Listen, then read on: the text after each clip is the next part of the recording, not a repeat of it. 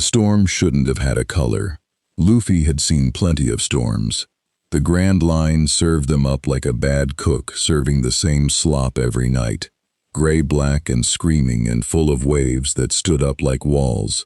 But he had never seen one with a seam of violet lightning running straight down the middle of it, like someone had torn the sky along a dotted line. He stood on the Thousand Sunnies figurehead, one hand braced on Mary's nose, grinning up at it anyway. Hey, that's a new one, he said, delighted. Behind him, Usopp was already screaming something about turning back. Nami was screaming something else about the log pose spinning the wrong way, Needle stuttering like it couldn't decide which direction wrong even was. Zoro just planted his feet wider on the deck and said nothing, 3 swords steady at his hip, watching the tear in the sky get bigger. It wasn't lightning, Luffy realized, as the storm closed over the ship like a fist.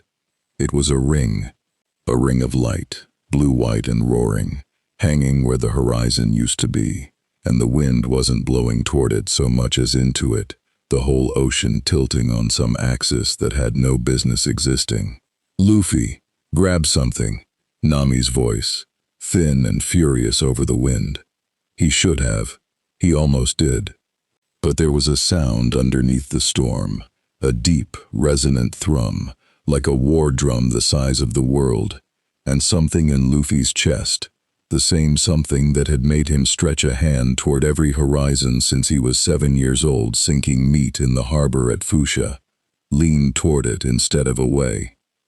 The wave that took him off the figurehead wasn't the biggest one of the night.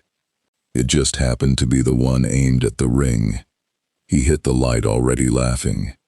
There was a stretch of nothing that Luffy would later be unable to describe to anyone, not because it hurt. It didn't, not exactly, but because there was no up in it, no water, no wind, just a long blue corridor rushing past him like he was a stone skipped down the length of the sky. He caught, at one point, what might have been a star going by close enough to touch. He reached for it out of pure reflex, and his hand passed through nothing at all. Then there was a floor. He hit it rolling, the old habit of 1,000 bad landings saving him from breaking anything, and came up in a low crouch with seawater. Actual, real seawater. He could smell the salt on himself, sheeting off his vest and pooling around his bare feet on cold gray metal. The room he'd landed in was nothing like a ship's deck. It was round, ringed in stone, lit by hard white light from somewhere overhead that had no business existing on any boat he'd ever been on. Directly behind him, a circle of the same blue-white light he'd fallen through was still churning against a ring of carved stone symbols, throwing rippling light across the walls and across roughly a dozen men in matching dark uniforms, who had all just, as one, snapped weapons up and pointed them at his head. "Whoa," he said, straightening up slowly, water dripping off his hat brim. "Okay, this is different. Don't move." The one nearest him, square-jawed, tense, weapon steady despite the tremor Luffy could see in his forearms, barked it like he expected to be obeyed instantly and was already braced for the disappointment of not being. "Hands where I can see them." Luffy raised both hands, mostly because it seemed like the polite thing to do, and he was curious what would happen next, not because the guns worried him. He'd stood in front of scarier things than a dozen shaking rifles. He glanced past the wall of weapons at the ring of light still roaring behind him, tilted his head, watched it collapse inward on itself with a sound like a wave folding, and go dark, leaving just plain stone. "Cool," he said, to no one in particular. "General, we've got an unscheduled arrival. Gate room, contact is..." A different voice, from a booth up above the floor, cracking with something between alarm and disbelief. "Contact is human. Repeat, contact appears human. No visible weapon, soaking wet, sir. He came through sideways, out of the wormhole itself, not off the ramp. Get me eyes down there, Walter." A new voice joined it, older, flatter, used to giving orders in rooms just like this one. SG-1, you're up, go. 3 more people came through a blast door at the side of the room fast enough that Luffy revised his opinion of how seriously these people took uninvited guests. A man in the lead, easy stride gone hard and careful the second he cleared the doorway. Weapon up. Behind him, a woman with hair pulled back tight, scanning the room in a sweep that missed nothing. And behind her, Luffy's grin widened. The third one was huge. Bald, built like a wall someone had decided to give arms, standing with a kind of stillness none of the panicking soldiers around him had, holding a long, strange staff with a wicked curved head that didn't look like any weapon Luffy had ever seen. And it wasn't pointed at the floor like the others. It was pointed at Luffy's chest, and it had already started to glow. "Colonel Mitchell." The big man's voice was low, even, carrying without needing volume. "This one does not react as the others." "Yeah, Teal'c, I'm seeing that." The man in the lead, Mitchell apparently, kept his own weapon trained but held up a hand toward the soldiers ringing the room, a small, sharp gesture that meant hold. "Hey, hi there. You mind telling us who you are, and how exactly you just fell out of our wormhole?" Luffy considered the question honestly, because it deserved one, and then realized about 2 words into forming an answer that none of the sounds coming out of the man's mouth matched anything he knew. Not Skypia speak, not the strange trade tongue the merchants used on Water 7, nothing. "I don't know what you're saying," Luffy said, which came out just as much nonsense to the room as their words had to him, and he watched several of the soldiers' fingers tighten fractionally on their triggers at the sound of an unfamiliar language coming out of an unfamiliar mouth. "Easy, easy," the woman with the tied-back hair said it fast, not to Luffy, to the room, both palms out toward the nearest trigger-happy soldier. "Nobody fires without an order. General's watching." A 4th person came through the door then, moving slower, hands empty and raised in a gesture of his own, open palms, no weapon at all, angling himself half in front of the soldiers like he thought that was somehow a useful place to stand. "I'm Daniel Jackson," he said, slow and clear, pointing at his own chest as he said it, eyes fixed on Luffy the whole time. "Daniel," he pointed again, "Daniel." Luffy's face split into a grin. That he understood.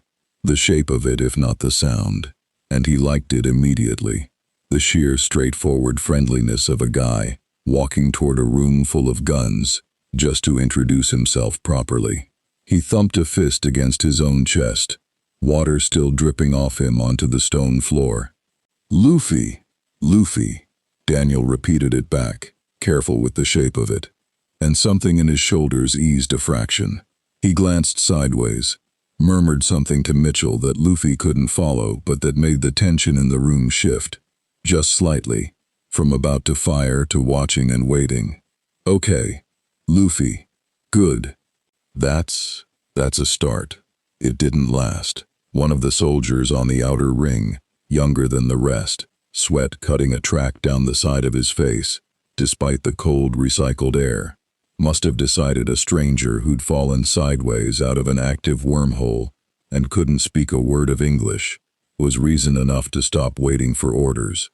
Luffy caught the shift in his stance a half-second before it happened, the same read he'd have gotten off a Marine on the Grand Line tensing to draw, and didn't even bother to dodge. The shot took him square in the shoulder. The soldier flinched at his own gunfire. Everyone in the room flinched.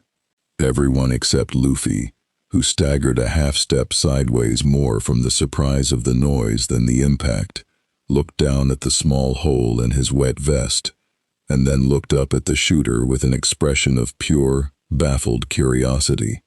"Ow," he said mildly, prodding the spot with one finger. The bullet, flattened to a small silver disc, dropped out of the wound and clinked onto the stone floor. Beneath the torn fabric, unbroken tan skin. Nobody moved for a full 3 seconds. Did that just... Mitchell's voice had gone very careful. Carter, tell me you got that. I got it, the tied-back hair woman said, staring at the flattened bullet on the floor like it had personally offended her. Cameron, that round should have gone straight through. Cease fire!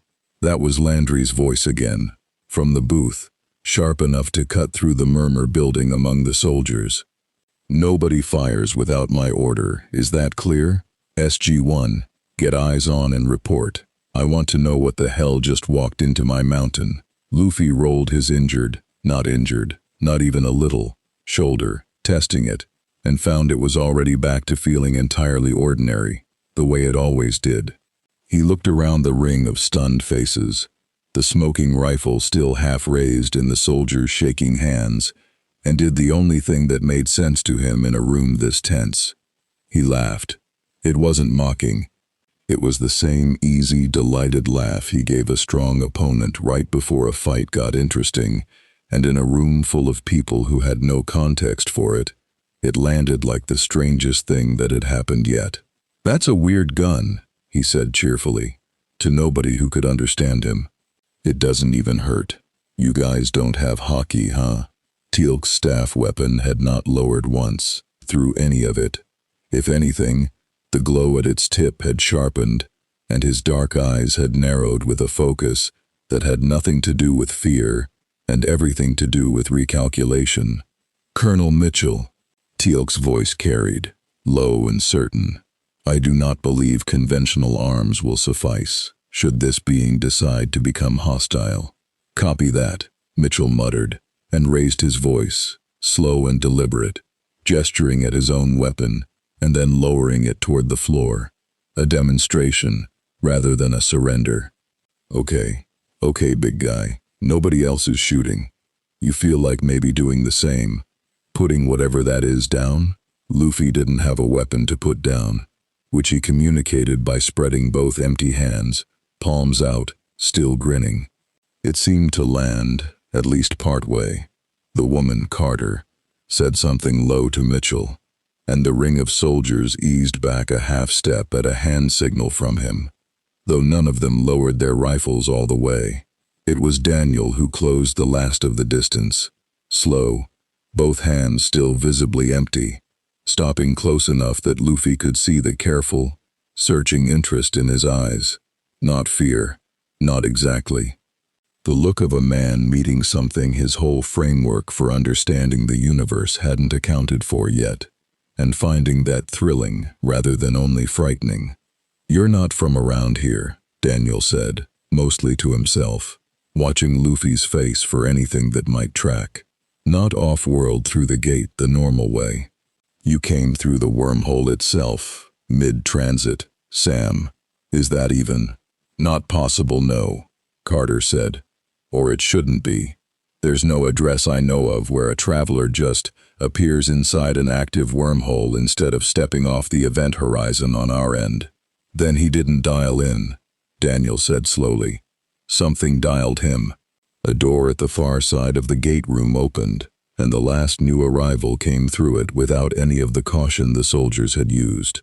A woman with dark hair and sharp, assessing eyes that moved over Luffy in one unhurried sweep, head to foot, the way a merchant sized up a shipment before deciding what to bid.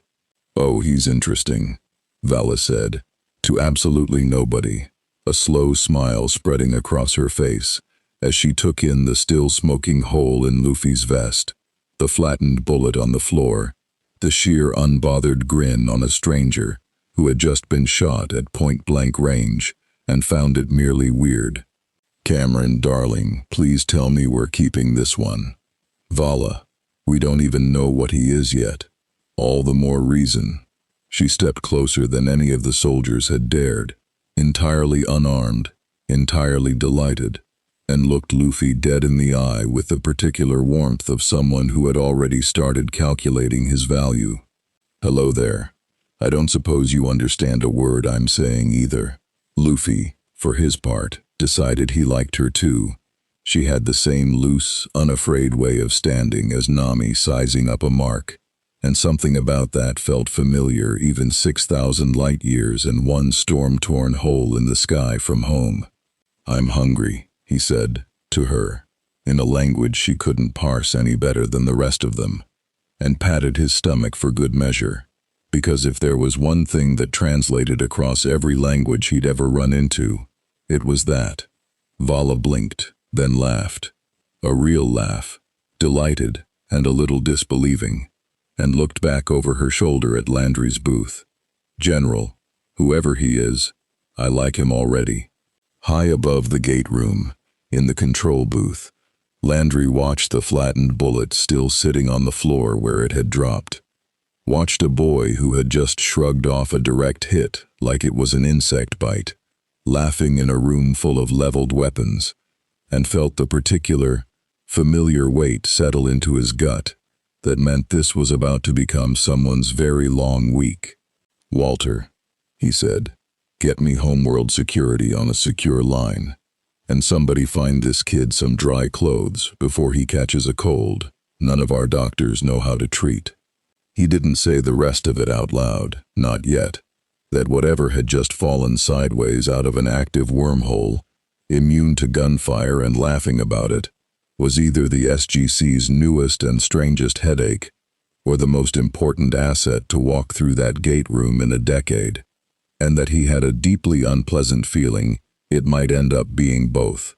4 systems away, in a temple carved from pale stone under a sky the color of old rust, a prior of the Ori went still in the middle of a sermon, one hand rising slowly to rest against his own chest, over a heart that had not beaten with anything so mundane as fear in a very long time. Something had entered the galaxy that the Ori's design had no account for at all. He did not finish the sermon. They put him in a room with no windows, and Luffy spent the first 20 minutes of his detention testing exactly how thick the walls were. Not with force, he was smart enough. In the specific, patient way he was smart about things that mattered, to understand he was being watched, and a stranger who'd just fallen out of the sky shrugging off bullets probably shouldn't start punching holes in things until he had a better read on the room. So instead he pressed both palms flat against the gray metal, testing the give, humming to himself, while a camera in the corner recorded a young man in a borrowed orange SGC jumpsuit, his own salt-crusted clothes taken away for what someone upstairs had called analysis, methodically knocking on every surface of a holding cell like he was shopping for furniture. On the other side of the one-way glass, Landry stood with his arms crossed, watching the readout on a medical scanner Dr. Lamb had rigged to run passively from outside the cell, since getting the subject to sit still for a proper exam had proven more of an ask than anyone expected. "Talk to me, Carolyn." "I don't have good news or bad news, sir. I have confusing news." Dr. Lamb didn't look up from the scanner. His vitals are human baseline. Heart rate, temperature, bone density, all inside normal parameters, if a little athletic. But the tissue density readings spike the second anything makes contact with him. It's like his body is choosing to be resilient. That's not how biology works. Choosing? I don't have a better word for it yet. Landry watched the boy on the monitor abandon the wall knocking in favor of lying flat on his back on the floor, hands laced behind his head, staring up at the ceiling with the boredom of someone who had clearly been in worse rooms. "Get Jackson down there," Landry said. "If we can't shoot our way to an answer, we're gonna have to talk our way to one."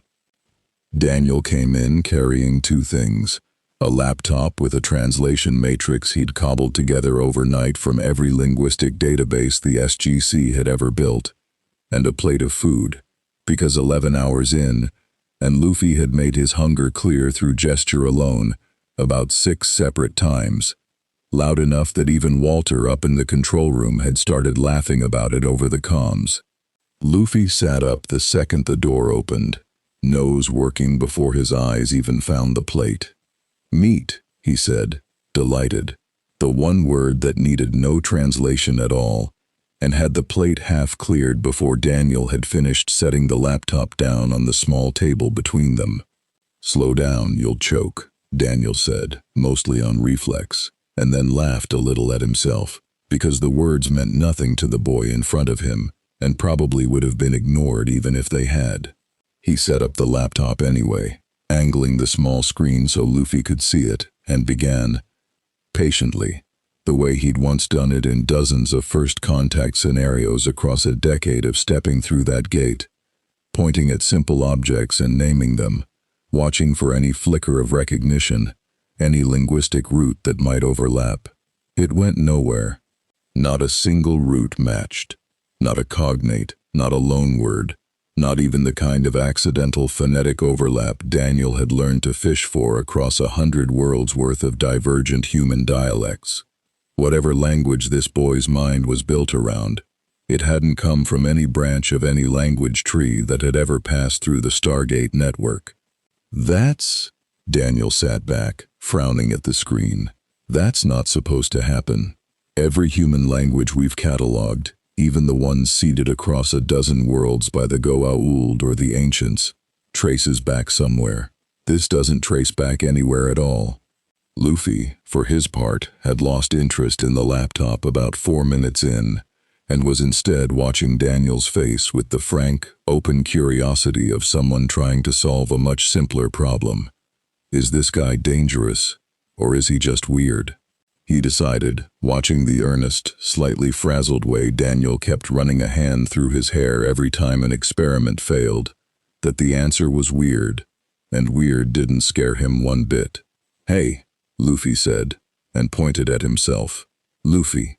Then he pointed at Daniel, tilting his head, waiting. Daniel.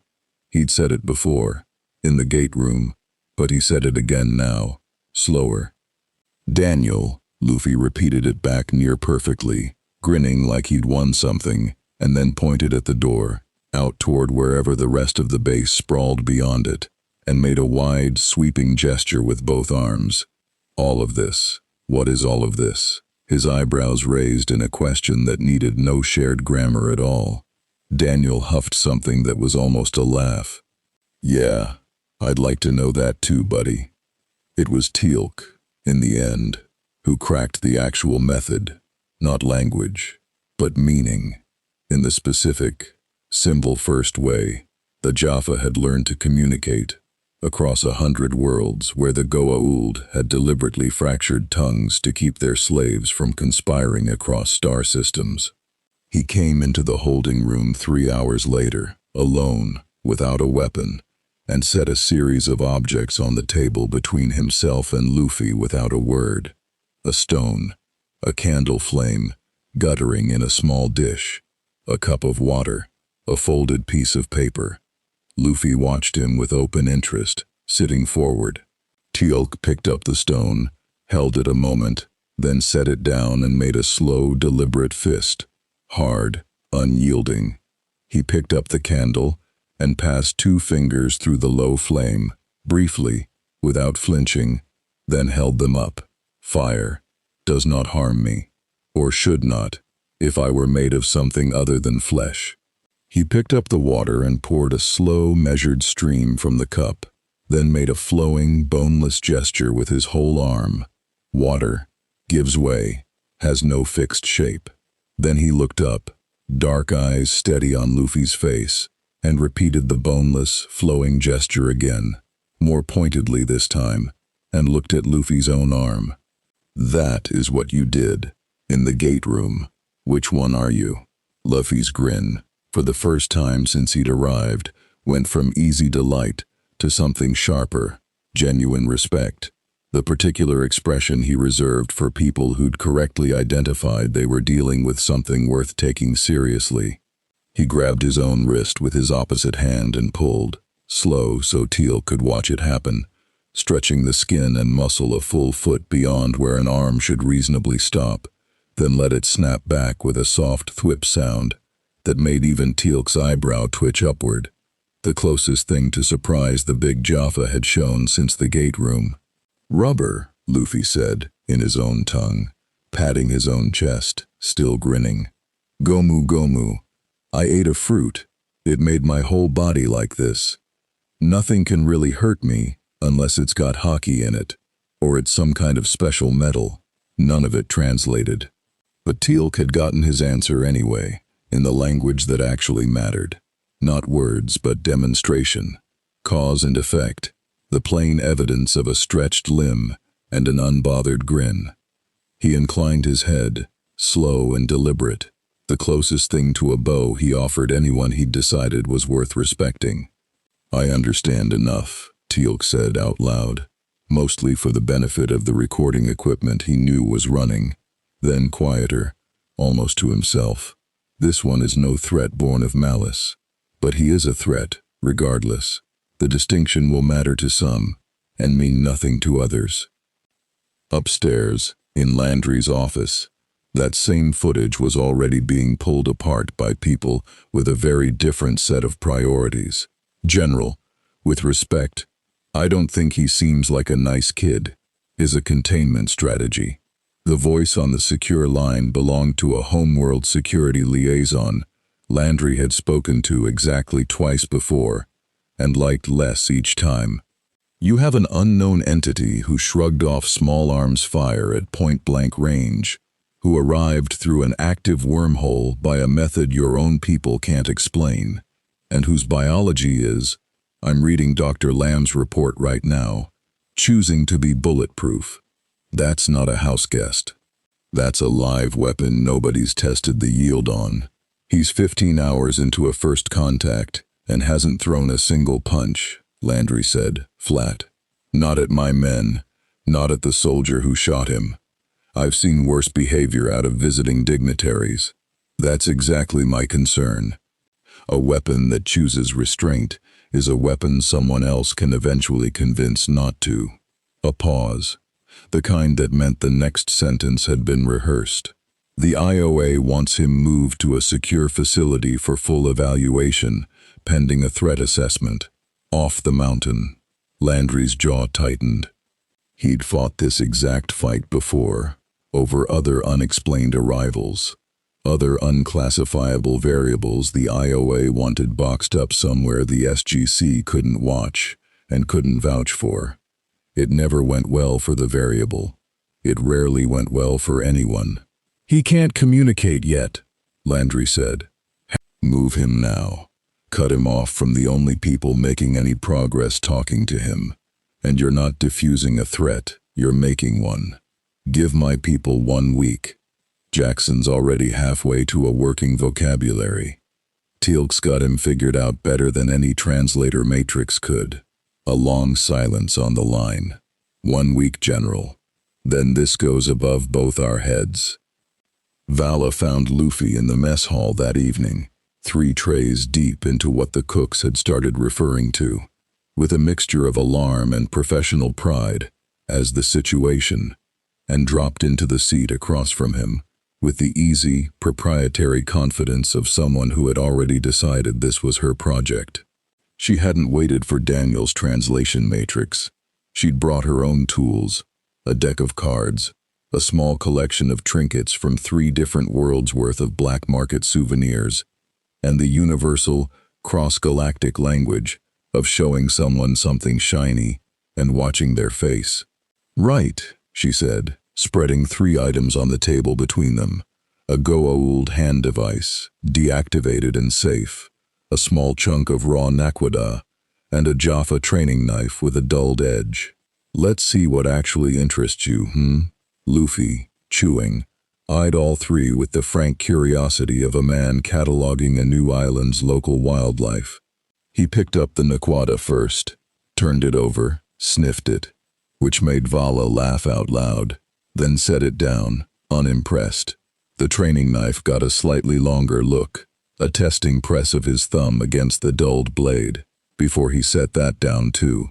It was the hand device that made him pause.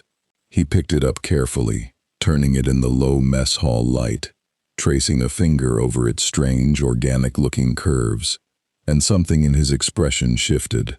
Not fear, but a flicker of genuine wariness, the same look he'd give a devil fruit user whose power he hadn't clocked yet. He set it down, further from himself than the other 2, and said something low in his own language. shaking his head once, firm. Vala's eyebrows rose. She didn't need Daniel's matrix to read that particular body language. Whatever the device was, on some instinctive level, he didn't trust it. And Vala, who had worn a Goa'uld symbiote's memories in her own head for years, found that instinct more interesting than almost anything else she'd learned about him all day. "Smart boy," she murmured, sweeping the hand device back into her jacket. "You'll want to keep that instinct. It'll serve you a lot better here than it ever needed to wherever you're from." She leaned back, studying him properly now. The easy grin, the bottomless appetite, the total absence of fear in a room full of armed strangers on a planet he had no way of understanding. And beneath all of it, that one flash of real wariness at exactly the one object in the room built to violate a person from the inside. "You're going to be very popular," she said, mostly to herself, "and not for reasons that are going to be good for you." 4 systems away, in the rust-colored temple, the prior who had felt something enter the galaxy the previous night stood before a council of his fellow priors, describing a sensation none of them had scripture to name. "Not ascended," he said, when pressed. "Not a wraith, not born of Naquadah, or of any technology our scans have catalogued across the width of this galaxy. And yet, its presence registered on the wind the moment it arrived, the way an unbeliever's first true doubt registers, a ripple across the fabric of what should believe, and does not yet." "You are certain it lives?" asked the eldest among them, a woman whose faith had burned in her eyes for longer than most worlds had known the Ori's name. "I am certain," the prior said, "that it does not fear us. I have felt fear cross entire star systems the moment our fleets are sighted. I have felt the particular, electric terror of a world realizing it has chosen wrong. I have never, in all my service, felt something arrive in this galaxy and simply not consider us relevant yet." The silence that followed was the kind that, among the devout, passed for genuine unease. "Find it," the eldest said finally. "Learn what it worships, if it worships anything at all, and if it cannot be converted." She did not finish the sentence. Among the Ori's faithful, the ending had never needed to be spoken aloud. The prior bowed low, robes pooling on rust-colored stone, and rose already composing the first lines of a plague he hoped he would not need to unleash. By the 4th day, the SGC had stopped trying to keep Luffy in the holding cell. It wasn't a policy decision so much as a practical surrender. He'd figured out, on the 2nd night, that the door's electronic lock responded to a specific sequence of lights he could watch cycle through the little panel beside it. And while he hadn't actually broken it, hadn't even tried, out of some instinct that breaking things in someone else's house before you understood the house was bad manners, he'd made it very clear, standing at the door grinning at the camera in the corner, that the lock was more of a suggestion than a containment measure. Landry, watching the footage with the particular tired patience of a man managing his 40th unprecedented crisis in a decade, had made the call himself. Let him walk the halls, Jackson or Teal'c with him at all times. If he wanted to cause trouble, he's had 4 days and a dozen open opportunities. I'd rather have eyes on a free variable than pretend I'm containing one I'm not.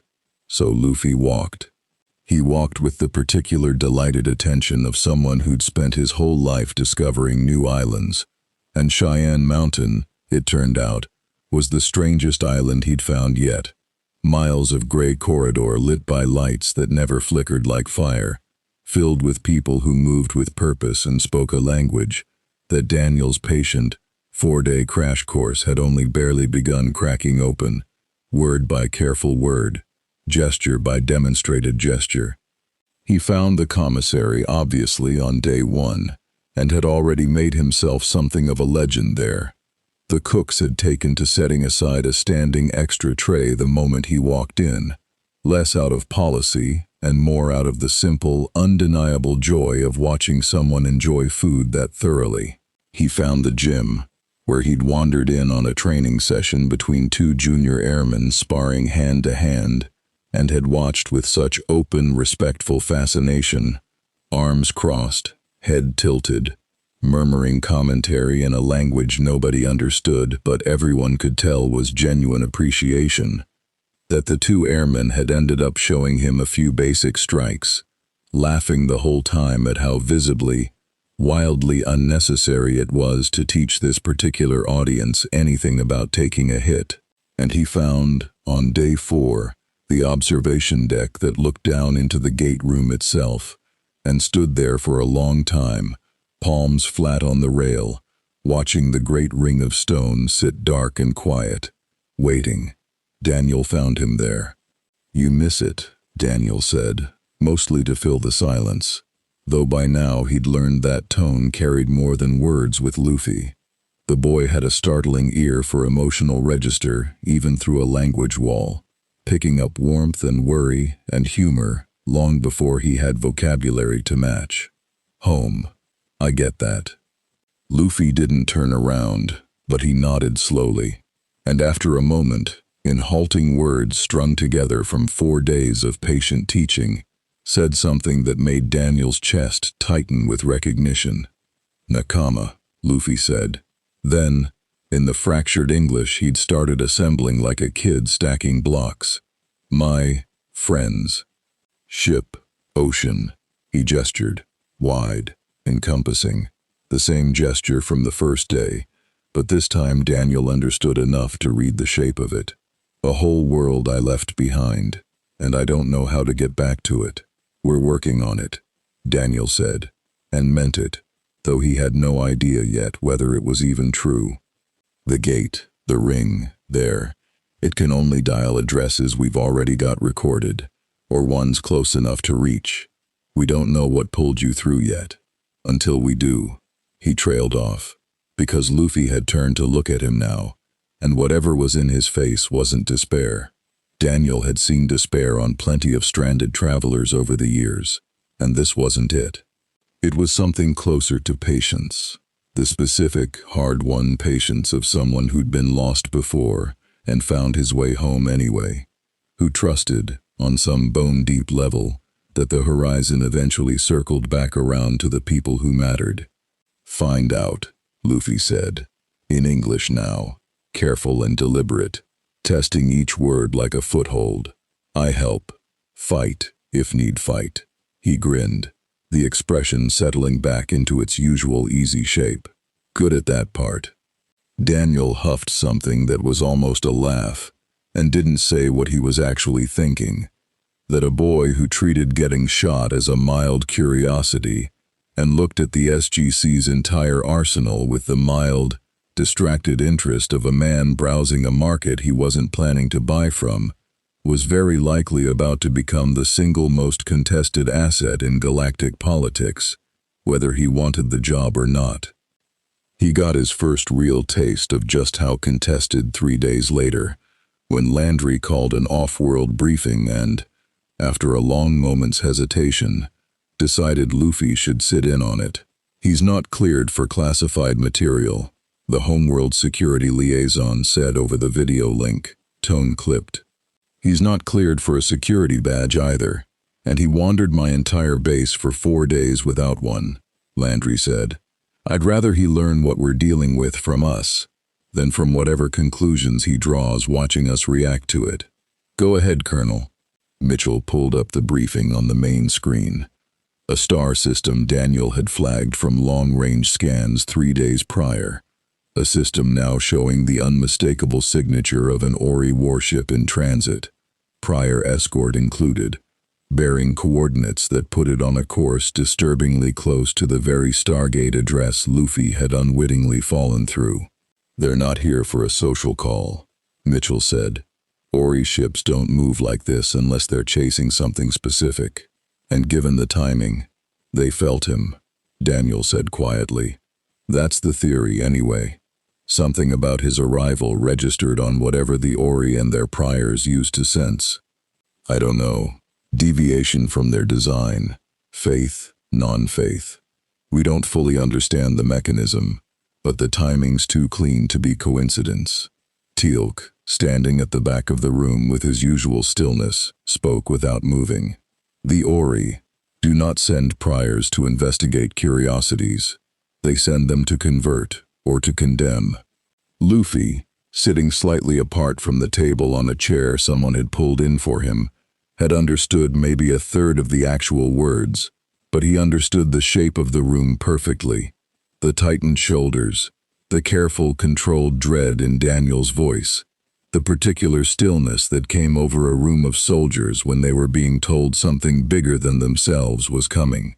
He'd felt that stillness before, in war rooms full of people bracing for an emperor's arrival, for a Yonko's fleet on the horizon. He knew the shape of this is bigger than us, and we're choosing to stand anyway, even without a single matching word. Who? Luffy said, cutting into a sentence of Mitchell's he hadn't followed at all, pointing at the star chart on the screen, at the small red icon crawling toward a system marked with Daniel's careful annotations. That. Who is that? Daniel considered how to answer that in words Luffy could actually parse, and settled, in the end, for the simplest true version he could manage. Bad guys, Daniel said. Very big, very strong.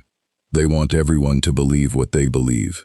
If you don't, he mimed something final, a flat hand cutting sideways, and watched understanding land on Luffy's face. Luffy's grin didn't waver, but something underneath it sharpened. The same shift Teal'c had clocked back in the holding room. Respect and interest, and the particular hunger Luffy reserved specifically for enemies who thought their size made them inevitable.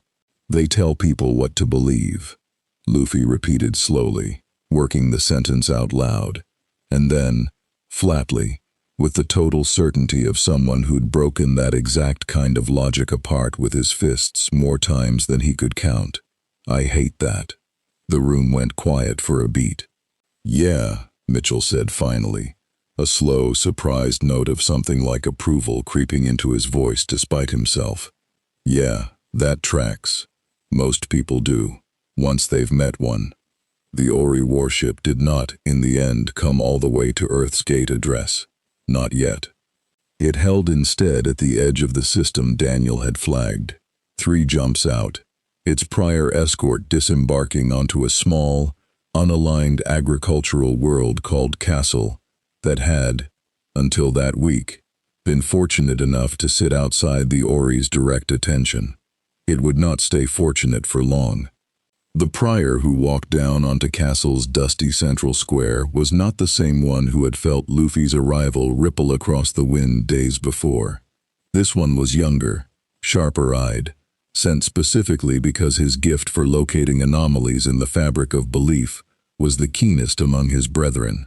He raised both hands, staff catching the low sun, and the gathered villagers who had not yet learned to fear that particular silhouette watched with cautious curiosity, rather than the screaming panic that would, within the hour, become entirely appropriate.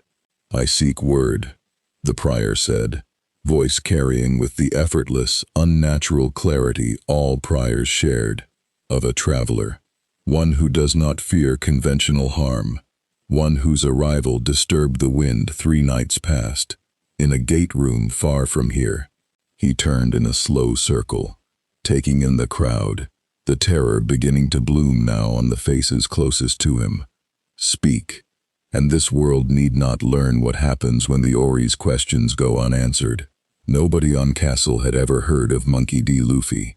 Nobody on Castle had any answer to give at all. The prior waited exactly as long as his patience required, which was not long, and then raised his staff, and Cassell learned, in the specific, agonizing lesson the Ori reserved for worlds that failed to be useful, precisely what happened when the Ori's questions went unanswered. 4 systems away, in the SGC's gate room, the alarm for an incoming distress signal from a minor allied contact on a neighboring world began to sound less than 2 hours later, carrying with it the first fragmented reports of a plague blooming across Castle's population, with a speed and a cruelty that made even Carolyn Lamb's clinical case notes read like something closer to a confession. Landry read the report standing at the gate room rail, Luffy beside him. Invited this time, not merely tolerated, and watched the boy's face change as Daniel, translating as fast as he could manage, laid out what a Prior's plague actually did to the people caught beneath it. Luffy didn't say anything for a long moment. Then he looked up at Landry, and for the first time since he'd fallen through that ring of light laughing, there was nothing easy in his expression at all. "Take me," Luffy said, in the careful, hard-won English he'd built over 5 days, each word landing with real weight. "I go there. I stop this." "It's not that simple," Landry said, and meant it.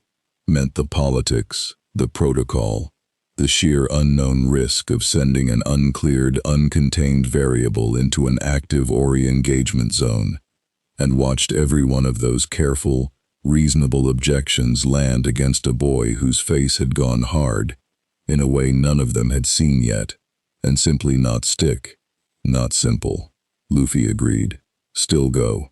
Above them, in the control booth, Walter Harriman looked at the readout of the incoming wormhole address, then at Landry, and waited. The same held breath the whole gate room seemed to share, for the general to decide exactly how much rope he was willing to give the single strangest asset to ever walk through his mountain, on the very first world that had ever asked what Luffy was actually willing to do about the kind of cruelty he claimed to hate. Landry didn't say yes, not right away, and not the way Luffy wanted him to. "You're not going anywhere until I understand what you actually are," Landry said, and Daniel translated it faithfully, watching Luffy's jaw tighten at the delay, even as some deeper, more patient part of him, the part that had spent 2 years learning to wait for Ace, the part that had learned the hard way what happened when he charged in on instinct alone, held the frustration in check. "I've got a world under attack by an enemy this base has fought and lost against more than once.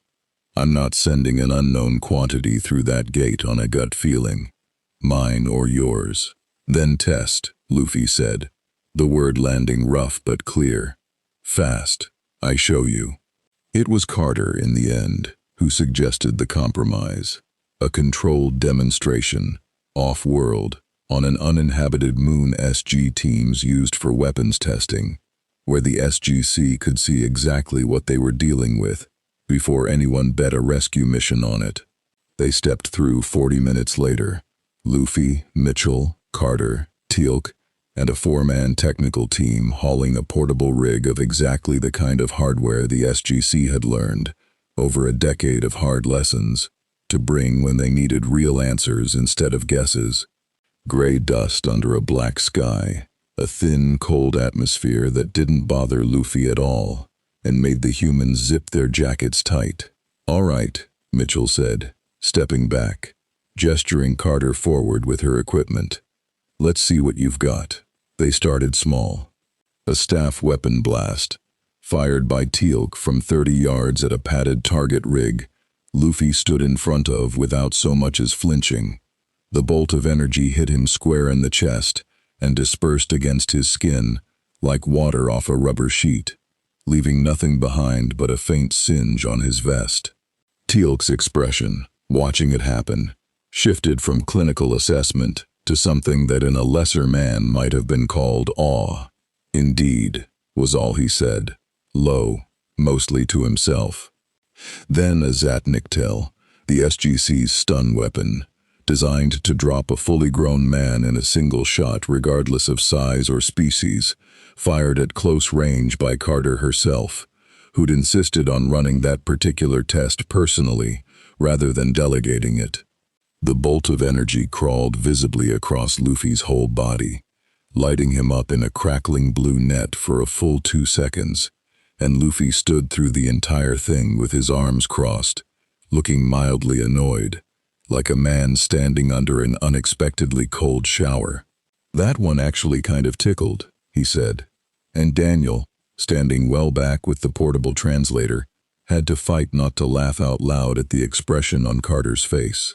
His neural pathways just took a full zat charge and stayed conscious, she said, mostly to her tablet, voice climbing half an octave with the specific, helpless delight of a scientist watching a law of physics decline to apply. That should not, Cameron. That weapon is calibrated to disable anything with a standard humanoid nervous system. Full stop. There's no tickled setting. Maybe his nervous system's not standard, Mitchell said. His whole biology isn't standard. That's the entire point, Carter said, already keying something into the tablet, torn between professional alarm and the unmistakable hunger of a physicist who had just been handed the single most interesting anomaly of her career. They tried 3 more things after that. A controlled, Naquata-charged energy discharge that Luffy shrugged off with a full-body shudder and a complaint about the smell. A standard fall from height that he simply bounced out of, landing in a loose crouch with visible enjoyment. And, at Teal'c's specific, careful request, a brief application of a deactivated Goa'uld hand device recalibrated to its absolute lowest pain-inducing setting, run for less than a second under Dr. Lamb's direct medical supervision. That one landed differently. Luffy's whole body locked for the half-second the device was active, not screaming, not collapsing, but going rigid, his grin vanishing entirely, replaced by something tight and controlled that Daniel recognized immediately as a man actively deciding not to react the way his body wanted to. The moment it switched off, Luffy staggered half a step, shook it off hard, and looked at the deactivated device in Teal'c's hand with open, genuine wariness. The same look he'd given the intact one back in the mess hall, except sharper now, informed. "That one," Luffy said, breathing a little harder than the moment should have warranted, pointing at the hand device. "That one is different. That one gets in." He tapped his own temple. Not skin. Head. Teal'c's expression went very still. The hand device does not merely inflict physical pain. It operates directly upon the mind and nervous system of its target, a mechanism unrelated to conventional force. He looked at Luffy with something that was, for the first time, genuine and undisguised respect. You perceived that distinction after a single second's exposure at minimum intensity. Most who first encounter the device do not. "I know that feeling," Luffy said, quieter now, and something in his face closed briefly around a memory none of them had access to. A hand device, once, wielded by someone who should have loved him better than that, pressed to his skull in a rain-soaked square, and the particular, singular helplessness of a body that could shrug off cannonballs finding a way to be hurt anyway. "Bad memory. Don't like that one. Nobody pushed." Carter made a note on her tablet, quieter this time, and Mitchell caught Landry's eye through the comm feed with a look that said everything the mission report would need to, later, nearly invulnerable to conventional and energy-based harm. Vulnerable, at minimum, to direct neurological psychic-type interference. Emotionally intelligent, self-aware about his own limits, and, this part Mitchell underlined twice in his head, not fond of being tested like a lab specimen, and holding that irritation with a patience that told you more about his character than the test results did. "Okay," Mitchell said finally, out loud, lowering his own weapon for the first time since they'd stepped through. "I think we've got enough. Sam?" "I've got enough data to keep me busy for a month," Carter said, and then, glancing at Luffy with something that had shifted, over the course of the last hour, from clinical caution into real, warm curiosity. "For what it's worth, I'm sorry. About the hand device part. We needed to know, but that one wasn't fair to ask of you." Daniel translated it carefully, and watched Luffy's easy grin come back, a little bruised at the edges but genuine. "Okay," Luffy said. "Now we go help Cassell?" Landry authorized it 40 minutes later, over the strenuous, recorded objection of the Homeworld security liaison, who made it very clear on the secure line, that this decision was being logged as against strong recommendation and would be revisited in detail, regardless of outcome. Noted, Landry said, and hung up before the man could finish the sentence. They went through with a full SG-1 team, plus a 2-man medical detachment under Dr. Lamb's direct orders, plus, at Vala's own insistence, delivered with the specific stubbornness of a woman who had decided this was now personally her business. Vala herself, armed with a zat and an expression that dared anyone to tell her no twice. Castle, when they stepped out onto it, was not the pastoral agricultural world the pre-briefing had described. The Prior's plague had moved fast and cruel in the 2 days since Cassell's initial distress call, and the village nearest the gate had become something closer to a quarantine zone than a community. Makeshift shelters, the low, constant sound of coughing and worse, a population working itself to exhaustion, trying to care for the sick with no medicine capable of touching whatever the Prior had unleashed on them. Luffy stopped dead the moment he stepped through, taking it in. The sound, the smell of it, sickness and fear, and the particular exhausted grief of people who'd already started digging graves faster than they could dig them politely. And something in his face went hard and flat, in a way none of SG-1 had seen from him yet.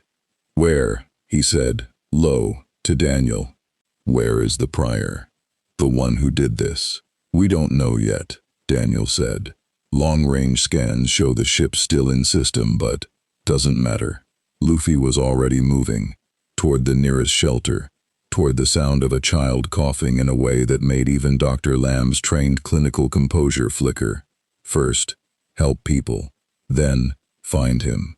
Dr. Lamb moved fast to catch up, medical kit already open, and found herself, within minutes, working alongside a boy who had no medical training whatsoever, but an uncanny, useful instinct for exactly where he was needed. Carrying the worst-off patients into shade, hauling water, holding a screaming child still with a gentleness that surprised even him, murmuring something low and wordless that needed no translation at all. The universal register of "I've got you, you're not alone in this." It was Mitchell who found the pattern in the plague spread first, cross-referencing Lamb's field notes against the Ori's known bioweapon signatures, and it was Carter who confirmed it. This wasn't a random punishment. It was targeted, engineered specifically to spread fastest through exactly the demographics, children, elders, the already weakened, that would break a community's will to resist fastest. A plague built with the same cold, deliberate cruelty as a military strategist choosing which supply line to cut. "They didn't do this because Cassell refused to answer a question," Carter said, low to Mitchell, watching Luffy across the makeshift camp, currently letting a group of terrified children climb over him like a jungle gym, while he made faces that had, against every possible odd, gotten 2 of them laughing for the first time in days. "They did this as a message, for whoever's listening on the other end." She didn't say the rest of the thought out loud, but she didn't need to. Everyone standing in that camp had already understood it. The message wasn't for Cassell. It was for Luffy. The Prior found them by evening, exactly as the message had intended. He came down alone, without escort, staff catching the last orange light of Castle's setting sun, and stopped at the edge of the village with the calm, unhurried patience of a being who had never once needed to hurry toward anything.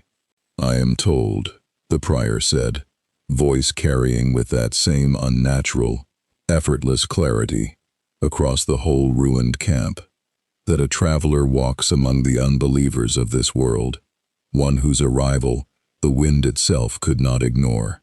Luffy set down the child he'd been carrying, gently, and turned to face the voice, and every soldier in that camp who'd spent time around him over the last week watched the easy warmth drain out of his expression, replaced by something colder and far more dangerous than any of them had seen from him yet. "You did this," Luffy said, in English now, careful and precise, each word chosen and weighted. Not a question. I offered this world a question it could not answer, the prior said. The consequence was theirs to earn, through their own ignorance, not mine to bestow through cruelty. He tilted his head, studying Luffy with an expression of genuine, curious appraisal. You are the one then, the traveler the wind spoke of. Tell me, what do you believe in? Luffy took one step forward, then another. Mitchell's hand found his weapon on reflex, Teal'c's staff already half raised, but neither of them fired, because something in the set of Luffy's shoulders said clearer than any translation that this wasn't a fight anyone else needed to join yet. I believe, Luffy said, slow and absolutely certain, that anybody who hurts kids to send a message is a coward. I believe you don't get to call that a question. He cracked his knuckles, one hand at a time, the sound sharp in the ruined quiet of the camp. And I believe I'm about to make you real sorry you came down here alone. The prior's serene expression did not change. If anything, it deepened into something that might, on a lesser being, have been called anticipation. Then let us discover, the prior said, raising his staff, power beginning to gather at its head in a slow building light, whether your unbelief survives contact with the will of the Ori. Behind them, in the ruined camp, Dr. Lamb grabbed the nearest child and pulled them back toward the shelters. Mitchell barked an order to fall back to a defensible line. And Luffy, standing alone between a dying village and a being who had leveled a plague on children without a flicker of remorse, rolled his shoulders once, grinned, not his easy grin, but something sharper, something that belonged entirely to the moments right before he stopped holding anything back, and planted his bare feet in Castle's blood-red dust. Gear, Luffy said, low, more to himself than to anyone watching. Second, steam began to rise, faint and then thick, off every inch of his skin. The dust around Luffy's feet began to shift before anything else happened. Small stones trembling, then lifting, caught in a heat shimmer that had no business existing on a world this cold as the sun went down. Steam poured off him now in earnest, curling up past his shoulders, and when he breathed out, it came as a visible plume, like he'd swallowed a furnace. Mitchell, dragging a coughing elder back behind the shelter line, risked a glance over his shoulder and felt something cold settle in his stomach that had nothing to do with the plague. Carter, what am I looking at? I don't know, Carter said, and for a physicist who'd spent a career finding the math behind the impossible, that admission cost her something. His heart rate on Lamb's scanner just tripled, his skin temperatures climbing past anything that should be survivable. And he's not dying, Cameron, I think he's doing that on purpose. The prior watched the transformation with the same serene, unhurried patience he brought to everything, staff held loose and ready at his side, power still gathering faint and gold at its head. An interesting show, he said. But theater does not answer a question of faith. Wasn't trying to answer your question, Luffy said. His voice had gone lower, rougher, an edge of real heat under every word now. Wasn't asking you one either. He moved. There was no wind-up, no telegraphed step the way a soldier might read an attacker's shoulders. One instant he stood 20 yards off in a drifting curtain of steam, and the next, the prior's staff was already swinging up in a startled, purely reflexive block, because Luffy had simply arrived, fist already driving forward, faster than anything Mitchell had ever watched cross open ground. Gomu Gomu no. The word tore out of him with the punch. Jet pistol. The blow caught the prior's raised staff dead center. Wood that had shrugged off staff weapon blasts and P90 fire without a mark split clean in two, and the prior himself was lifted entirely off his feet, thrown backward across 40 yards of Castle's dust, to crash through the low mud brick wall of an abandoned granary, with a sound like a building exhaling its last breath. Silence, for a moment, in the ruined camp. Even the coughing seemed to pause. Then the prior rose out of the granary's collapsed wall, robes torn and dust-caked. And, worse, far worse than any of the physical damage, laughing, low and delighted, the sound of a man who had just been handed something he'd been waiting his whole existence for. "Oh," the prior said, voice bright with something that had nothing to do with mercy. "Oh, you are not merely strange, you are powerful." He rose to his full height, robes settling, the broken half of his staff still clutched in one hand, already beginning to knit itself back together in a slow shimmer of gold light that made Carter's stomach drop. The Ori have long wondered what shape a truly formidable unbeliever might take. "Now I begin to understand why the wind spoke your name with such urgency." "I don't have a name for you," Luffy said, already moving again. "And I'm not planning on giving you one. Guys like you don't get names from me. You get this." The fight that followed was nothing like the disciplined, tactical engagements Mitchell had spent a career training for. It was closer, in its raw, unrelenting rhythm, to watching a hurricane argue with a mountain, Luffy closing distance in bursts too fast to track cleanly, blows landing with a sound like cannon fire, the prior meeting each one with a staff that reknit itself between strikes and a defensive control born of power neither Carter's instruments nor Daniel's decade of study had ever fully catalogued. Twice the prior's staff connected solidly, and both times Luffy simply absorbed it, steam hissing louder off the point of impact, and kept coming. It was the third exchange that changed the shape of the fight. The prior, instead of blocking, simply raised one open palm, and the air between them thickened. Not a physical barrier so much as a pressure, a wall of raw telekinetic force that caught Luffy mid-stride and hurled him backward across the camp with the same brutal, indifferent violence he'd just used on the prior himself, sending him crashing through the frame of a shelter tent and skidding another 20 feet through the dust before he came to a stop. "There," the prior said, satisfaction plain in his voice, staff fully mended now, gold light still curling faintly around its edges. "Even a hurricane has a ceiling. Let us see how many more times you rise before you understand that." For a long, held moment, Luffy didn't move at all, and Mitchell felt his whole chest go tight, half raising his weapon on pure reflex even knowing, on some level, exactly how useless it would be. Then Luffy laughed. It came up out of the wreckage of the tent, low and rough at first, then building, genuine delight threading through it even as he pushed himself back up onto his feet, one hand pressed briefly to a rib that had audibly cracked and was already, visibly, knitting itself straight again.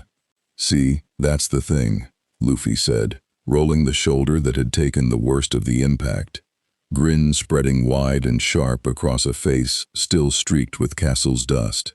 "I've fought guys who could throw me around like that my whole life. Guys way bigger than you. Guys with way better tricks." He planted his feet again, steam thickening once more around him, and something in his stance shifted. Lower, more controlled, more dangerous. "The ceiling's not the problem, buddy. I just keep getting back up. That's the whole deal with me." He came again, and this time when the prior raised that same crushing wall of telekinetic force, Luffy didn't try to punch through it. He twisted sideways at the last instant, using the very edge of the pressure wave to redirect his own momentum, and came around the prior's flank in a blur that put him inside the reach of the staff entirely, before the prior could reset his defense. Gomu no.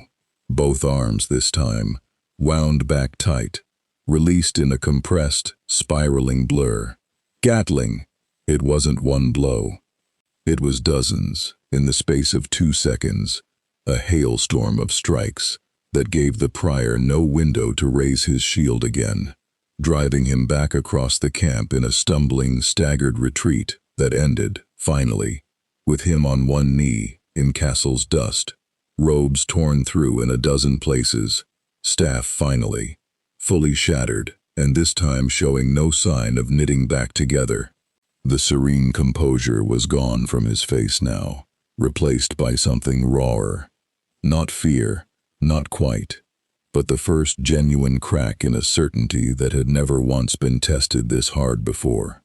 "You," the prior started, and Luffy cut him off, standing over him now, steam still curling off his skin, breathing hard but steady, and something in his face had gone very quiet, very serious.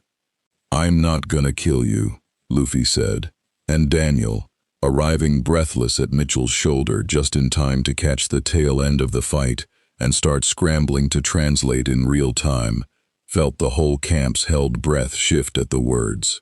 "Killing you doesn't fix Castle, doesn't bring back whoever you already took." He crouched slightly, meeting the prior's eyes directly, voice dropping low and hard. "But you're gonna go back and tell whoever sent you that the next time somebody like you hurts people to send me a message. I'm not gonna stop at breaking your stick." The prior stared up at him for a long moment. Genuine, unfiltered calculation behind the pain. The look of a being recording every detail of this encounter to carry back somewhere far more dangerous than this ruined village. "You misunderstand your own position," the prior said finally, quieter now, but no less certain. "I did not come to threaten you. I came to learn you, and I have. The Ori do not forget what they have learned." He rose, unsteady, robes hanging in tatters, and produced from somewhere within them a small device that flared to sudden, blinding light, before Mitchell could even shout a warning.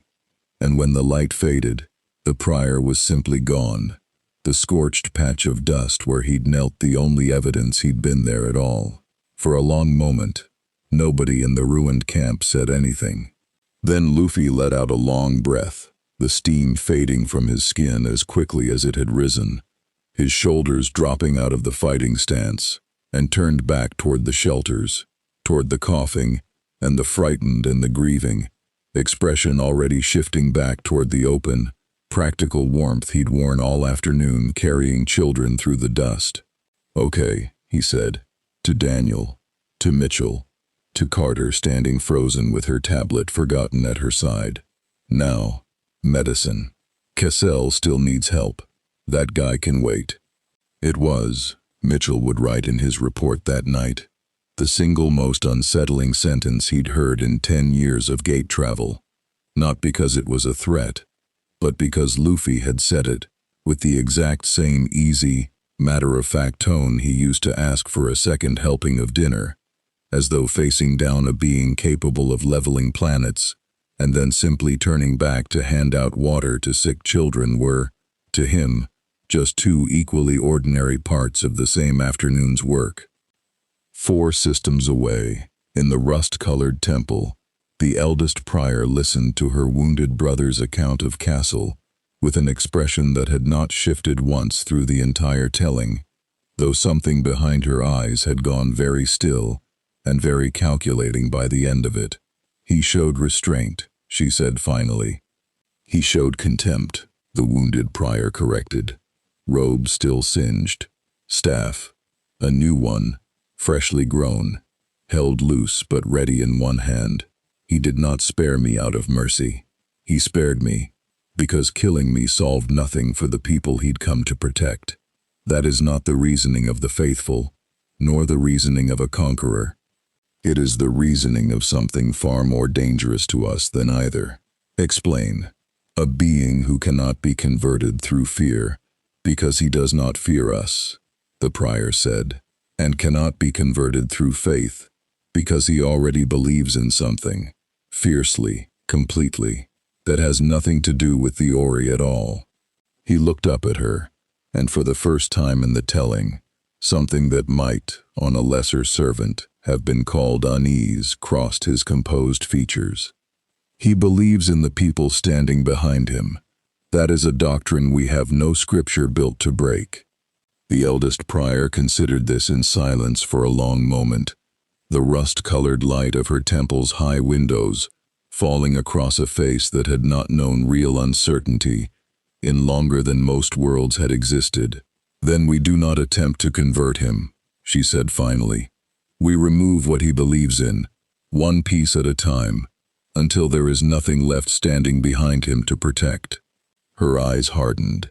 Send word to the fleet, and send word, quietly, to those in the Lucian Alliance who still owe the Ori favors. If the Tauri intend to shelter him, let us see how loyal an unbeliever's new friends remain, once the cost of that shelter becomes clear to everyone paying it. The report reached Landry's desk at 0600 the next morning, and by 0630 he had already read it 3 times, because the first 2 readings hadn't made the numbers sit any better in his stomach. A prior engaged and driven off by a single unarmed combatant. Landry read aloud, mostly for his own benefit, pacing behind his desk while Mitchell and Carter stood at ease on the other side of it, both looking like they'd slept even less than he had. Structural damage to Ori-tier defensive tech that our best weapons can't reliably scratch. And he did it bare-handed, in about 90 seconds, then went back to handing out water rations like it was Tuesday. That's about the shape of it, sir, Mitchell said. You understand what this does to the political math, Colonel. Landry stopped pacing, looked at both of them directly. 6 hours ago, he was an interesting variable the IOA wanted boxed up out of an abundance of caution. This morning, he's the single most valuable military asset any of us have ever laid eyes on, and every party in this galaxy with a stake in the Ori War just heard about it in real time. He tapped the report. That includes people who are not going to ask nicely. He wasn't wrong. By the time SG-1 gathered in the briefing room 3 hours later, Walter was already fielding 3 separate incoming hails. One from the Free Jaffa High Council, requesting formal contact with the one who broke a prior's staff, phrased with the kind of careful diplomatic weight that meant Bratak himself had likely dictated it. One from a Tok'ra contact requesting a quiet, unofficial meeting through back channels that made Carter's eyebrows climb when she read the transcript, and one, flagged urgent by Walter with visible discomfort, originating from a source the SGC's intelligence people had long ago learned to treat as poison wrapped in flattery, a known Lucian Alliance intermediary, requesting an audience, on behalf of interested parties, with no further explanation offered. That last one, Landry said, reading it over Walter's shoulder. We're declining. Sir, if I may. Daniel leaned forward at the table. I don't disagree with declining direct contact, but we should assume they're going to try to reach him anyway. The Lucian Alliance doesn't send a formal request as their opening move. They send it because they already expect to lose that particular door, and they've got 3 others they haven't shown us yet. Noted, Landry said, in the flat tone that meant he'd add it to an already very long list of things to lose sleep over.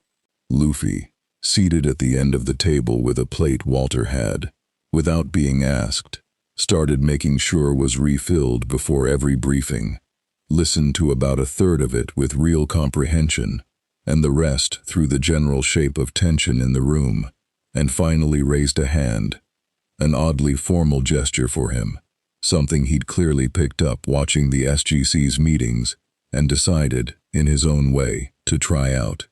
Who wants to talk to me? He asked, in English that had improved noticeably even over the last week, Daniel's patient tutoring compounding fast against a mind that turned out to be a great deal sharper than his easy grin let most people assume. Everyone, apparently, Mitchell said.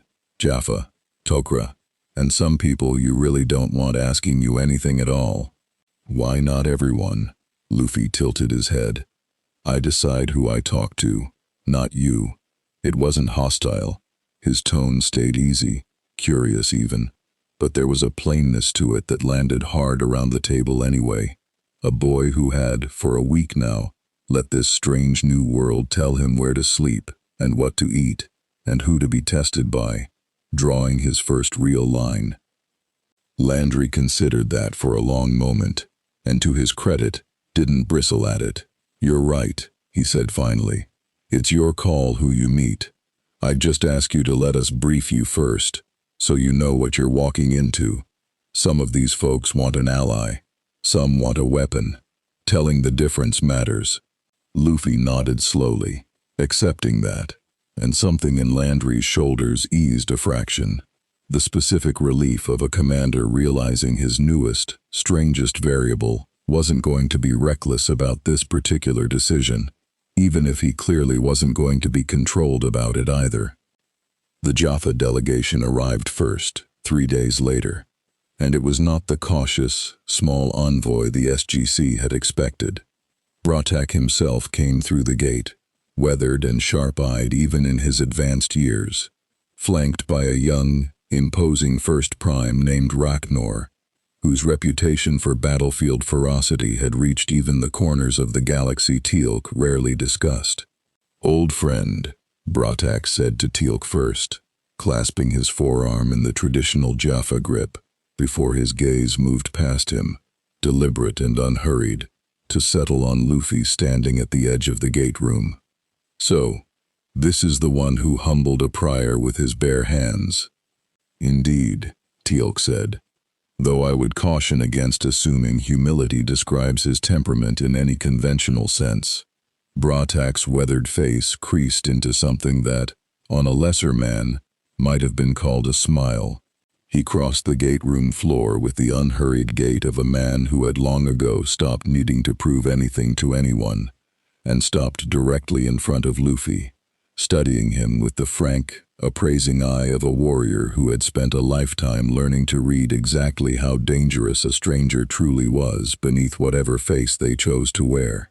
"You do not stand like a soldier," Goa'uld said, through Daniel's now much smoother translation. "And yet Teal'c tells me you broke a prior's staff and drove him from a battlefield he expected to own." "I don't like fighting for fighting's sake," Luffy said, meeting the old Jaffa's gaze without flinching. "I fight when somebody needs help and nobody else can give it. That's different." Something shifted in Goa'uld's expression. Real, unguarded interest now.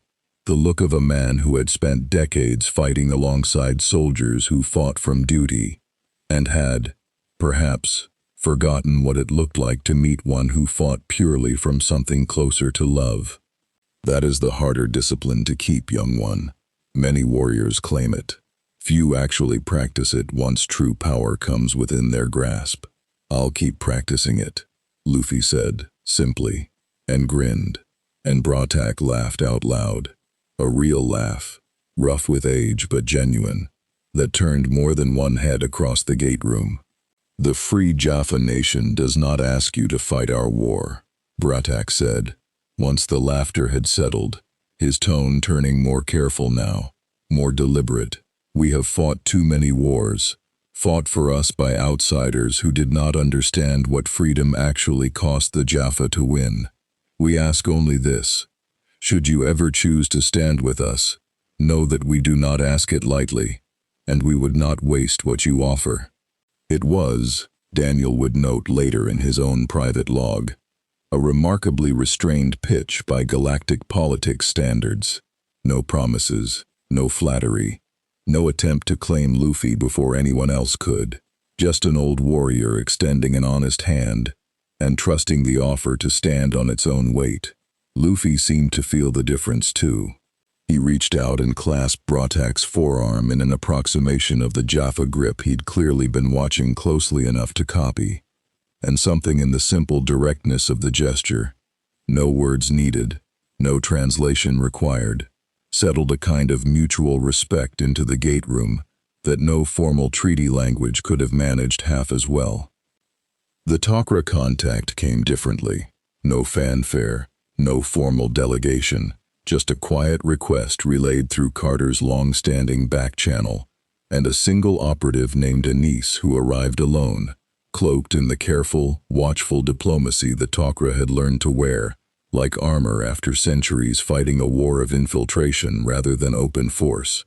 "The Teal'c do not offer alliances quickly," Anise said, seated across from Luffy in a smaller briefing room, Carter present as much for the operative's comfort as Luffy's.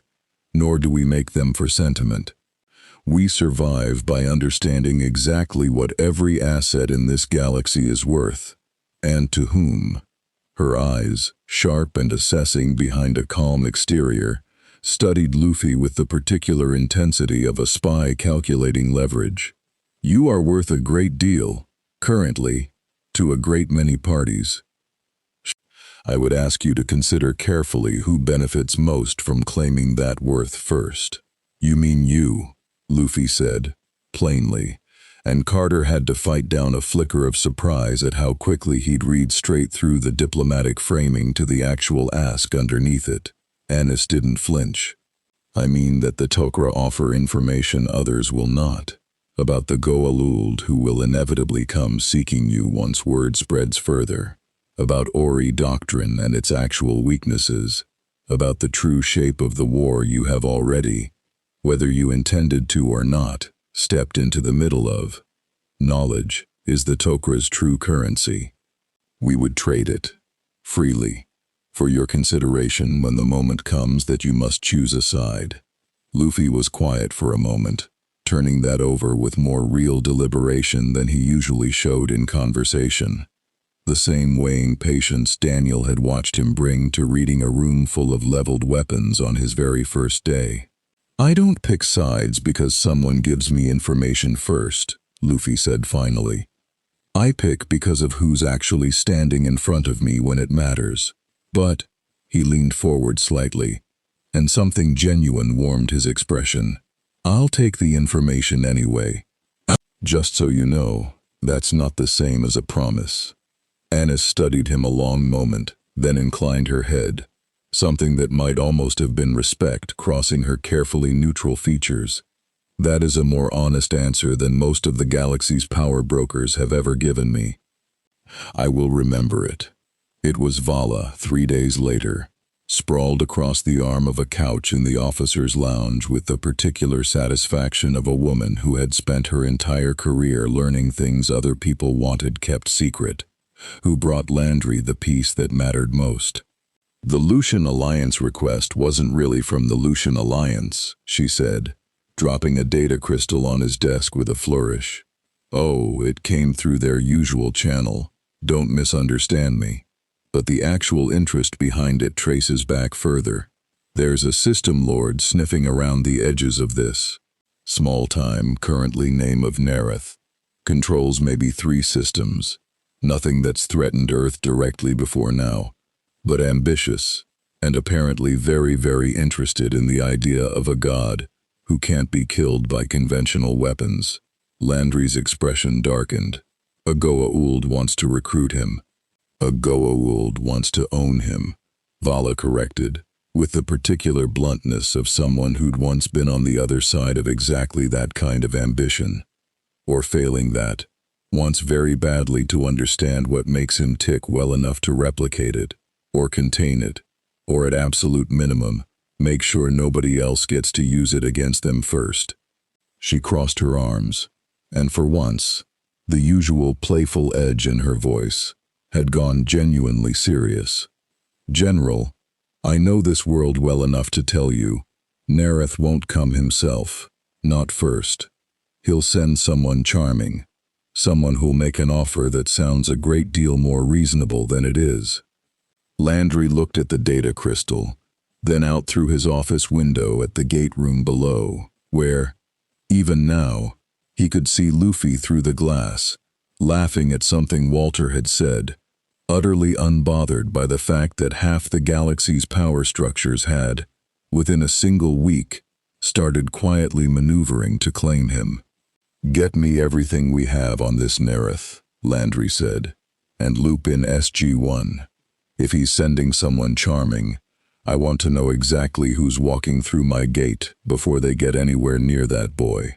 The someone charming turned out to be a woman named Salis, and she came through the gate alone, unarmed, hands raised in the universal gesture of a guest rather than an invader, wrapped in robes of deep blue silk that had clearly never once been anywhere near a battlefield. I come bearing no weapon and no army, she announced to the ring of leveled P-90s the moment she stepped off the ramp, her voice pitched warm and reasonable, the practiced cadence of someone who had learned diplomacy the way other people learn to fight. Only an invitation, on behalf of my Lord Nerith, extended in good faith to the traveler who humbled a prior of the Ori. Landry, watching from the control booth, felt his jaw tighten. Bring her in, full escort, and get Luffy in the briefing room before she does. He needn't have worried about the sequencing. Luffy was already waiting, seated at the table with the particular stillness he'd started reserving for moments he judged genuinely important. Daniel and Teal'c flanking him. Bratak, still on base, his own business with the SGC not yet concluded. Standing quietly at the back of the room with his arms folded, an old warrior's instinct for trouble drawing him to watch this unfold in person. Salas entered with a bow, graceful and unhurried, and settled into the offered chair across from Luffy like a woman accustomed to rooms built entirely around whatever she said next. My Lord Nerith extends his deepest respect, she began, for a being capable of what you accomplished on Castle. He wishes you to know that he alone, among the system lords who remain, sees you clearly, not as a curiosity to be studied, nor a weapon to be contained, but as what you truly are. She let the pause land, practiced and deliberate. A god who has simply not yet been recognized as one. Luffy's expression didn't change, but Daniel, translating in real time, caught the faint, telling stillness that came over him. Not offense, not yet, just careful attention. The look of a man deciding whether to let someone keep talking before he made up his mind about them. Consider what you have already witnessed of this galaxy, Salas continued, warming to the pitch. The Tauri, for all their courage, fight this war on borrowed time, borrowed technology, borrowed allies who owe them nothing permanent. The Ori promise submission dressed as salvation, but my lord offers something neither can, a true throne, worlds that would kneel gladly, not from fear, but from genuine gratitude, to a protector who could not be struck down by the ordinary cruelties that plague every lesser ruler. Naquata mines beyond counting, fleets built to your specification. An empire shaped entirely around what you actually value, rather than one you are merely permitted to borrow a corner of. She spread her hands, warm and open. We ask nothing in return but your consideration. No oath sworn today. Simply, see it. Visit my lord's territory, witness what he has built, and judge for yourself whether a god belongs among mortals who can only ever offer him rations and gratitude, or among those who understand precisely what he is worth. The room was very quiet. Luffy was quiet too, for a long moment, long enough that Daniel felt his own stomach tighten, long enough that even Teal'c's stillness sharpened into something more watchful. And then Luffy laughed, not the easy, delighted laugh he gave a worthy opponent, but something shorter, sharper, almost disbelieving. You called me a god, Luffy said, when the laugh faded. That's the whole pitch, huh? Worlds kneeling, a throne. He shook his head slowly. You know what my captain, my old captain, back when I was starting out, way before I had my own crew, used to say about kings and gods and thrones? He said the ocean doesn't care what crown you're wearing. It'll swallow you just the same as anybody else. He leaned forward slightly. I don't want people kneeling to me. I've seen what that does to people who get it. It doesn't make them happy. It makes them scared, or it makes them mean, or both. I want people who'll stand next to me because they want to, not because they're afraid what happens if they don't. A noble sentiment, Salas said, unbothered, still smiling. But sentiment does not shelter worlds from Ori fleets. Power does. My lord merely offers you the scale to protect what you claim to care about, rather than the scraps the Tauri can spare. Scraps. Luffy repeated the word slowly, and something colder moved behind his eyes. The same thing that had surfaced on Cassell right before the fight started. You know what I've gotten from these guys since I fell out of that gate? A room. Food. Somebody willing to sit with me for hours just so I could learn enough words to say what I actually mean. Goa'uld over there. He nodded toward the old Jaffa, shook my hand and told me he wasn't gonna waste what I offered, and then he just left it there, no throne attached. That's not scraps. That's people treating me like somebody worth actually knowing, instead of something worth owning. He sat back. Your lord doesn't want an ally. He wants a weapon with a face that smiles nice for the cameras. I've met guys like that before. Ended up putting most of them on the ground. Salas's warm expression finally cracked, just slightly, something colder and more calculating flickering beneath it, before she smoothed it back over. You misjudge my lord's intentions, she said, standing now, the graceful bow returning as she prepared to take her leave. But I will carry your answer back to him honestly. He will, I suspect, be disappointed. He is rarely disappointed twice by the same refusal. The warning was delivered so smoothly, it took a beat for the room to fully register it as one at all. Tell him something for me, Luffy said, standing too, and though his voice stayed level, there was an edge under it now that made even Salas pause at the door. If he sends anybody after my friends here to try and change my mind the hard way, I won't be as polite about turning him down a second time. Salas inclined her head, gave nothing else away, and departed through the gate with the same unhurried grace she'd arrived with, though Goa'uld, watching her go, murmured something low to Teal'c that Daniel only half caught, something about the particular danger of a snake who left smiling. He's not wrong to worry, Carter said later, in Landry's office, reviewing everything the SGC's intelligence people had managed to pull on Nerath in the hours since Salas's departure. Nerath's small by System Lord standards, but he's ambitious, and ambitious minor players have a track record of doing something reckless when a direct approach fails. If he can't recruit Luffy, the next best outcome for him is proving Luffy's a liability the SGC can't actually control, undermine the Alliance from the outside, make Earth look like it's harboring something dangerous it can't manage. Or, Teal'c said, from where he stood near the window, arms folded, he moves against those Luffy has already shown he values, calculating, correctly I fear, that this would provoke a response far more useful to Nerath's ambitions than any weapon Luffy might have wielded on his behalf. Landry's jaw tightened at that, because it was exactly the kind of calculation he'd have made himself, in Nerath's position, and exactly the kind of calculation that made his job so much harder now that Luffy's loyalty, genuine, hard-won, still forming, had become a live piece on a board with players who didn't care who got hurt reaching for it. Keep tabs on Nerath's fleet movements, Landry said finally, and loop Goa'uld in before he heads back.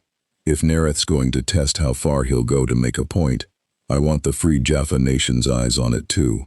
We're not the only ones with something to lose here anymore. Down in the mess hall, unaware of the full shape of the danger gathering at the edges of his new life, Luffy sat across from Vala, working through a third helping of dinner, while she watched him with an expression that had shifted, over the past 2 weeks, from opportunistic curiosity into something warmer, and considerably harder for her to admit even to herself. You turned down a throne today, Vala said, propping her chin on one hand. An actual, honest to the ancients throne. Do you have any idea how many people in this galaxy would kill, genuinely, actually kill, for the offer you just laughed out of the room? Probably a lot, Luffy said, unbothered, around a mouthful of food. And it didn't tempt you, not even a little. Luffy considered the question with more seriousness than she expected. I had a friend, he said slowly, working through the English carefully, who wanted to be king of the pirates so bad he'd have done anything for it. Anything. It got him killed. He set his fork down, and for a moment the easy warmth in his face gave way to something older, something that had clearly cost him a great deal to carry this far from home. I don't want a throne. I want my crew, I want the horizon. Everything else, he shrugged, the motion loose but final. Everything else is just stuff people offer you to try and buy the parts of you that actually matter. Vala was quiet for a long moment, turning that over, and when she spoke again, some of the usual performance had dropped out of her voice entirely. You're going to make this galaxy very complicated for a lot of very powerful people, she said. You know that, don't you? Luffy grinned, picking his fork back up. Good, he said. Complicated's better than boring, and way better than kneeling. For 9 days, nothing tried to kill anyone, and the SGC, collectively, did not quite know what to do with itself. It wasn't peace, not really. Landry's morning briefings still opened with Nereth's fleet movements, still closed with updates on prior activity along 3 separate border systems the Ori had begun probing with an unusual, deliberate patience that Daniel found more unsettling than an outright assault would have been. But for 9 days, the danger stayed at arm's length, distant enough that the base allowed itself something it rarely got to have: room to breathe. Luffy used the room the way he used everything, completely, and without apparent effort. He'd moved past the language barrier faster than anyone had predicted, past even Daniel's optimistic estimates, until conversations no longer needed the careful, halting scaffolding of the first week. He still spoke in a loose, unpolished way, grammar bent wherever it was convenient, vocabulary built entirely out of what he'd actually needed to say, rather than any textbook's idea of order. But he could follow a briefing now, could argue a point, could tell a joke and land it. He told a lot of jokes. The mess hall staff had, by unanimous informal agreement, started saving him a standing seat. It was Mitchell, in the end, who first suggested taking him off base, not off-world. Landry wasn't ready to authorize that kind of exposure yet, but out through the mountains' civilian access, into Colorado Springs proper, on the theory that a boy who'd spent 2 weeks confined to gray corridors and briefing rooms was going to start climbing the walls, literally, if somebody didn't find him something to do with all that restless energy. "You're out of your mind," Carter said, not disagreeing so much as clarifying the scale of the risk. "He shrugs off bullets, Cameron. He's also apparently capable of not shrugging off subtlety when it matters," Mitchell said. "Kid figured out Salas was lying to his face inside of 5 minutes. I think he can manage a trip to get a burger without starting an international incident." Landry, when asked, gave the same answer he'd been giving for 2 weeks running. A long look, a longer sigh, and a reluctant yes, on the condition that Teal'c came along, off the record, unofficially, dressed down enough not to draw attention. It went, against every reasonable expectation, beautifully.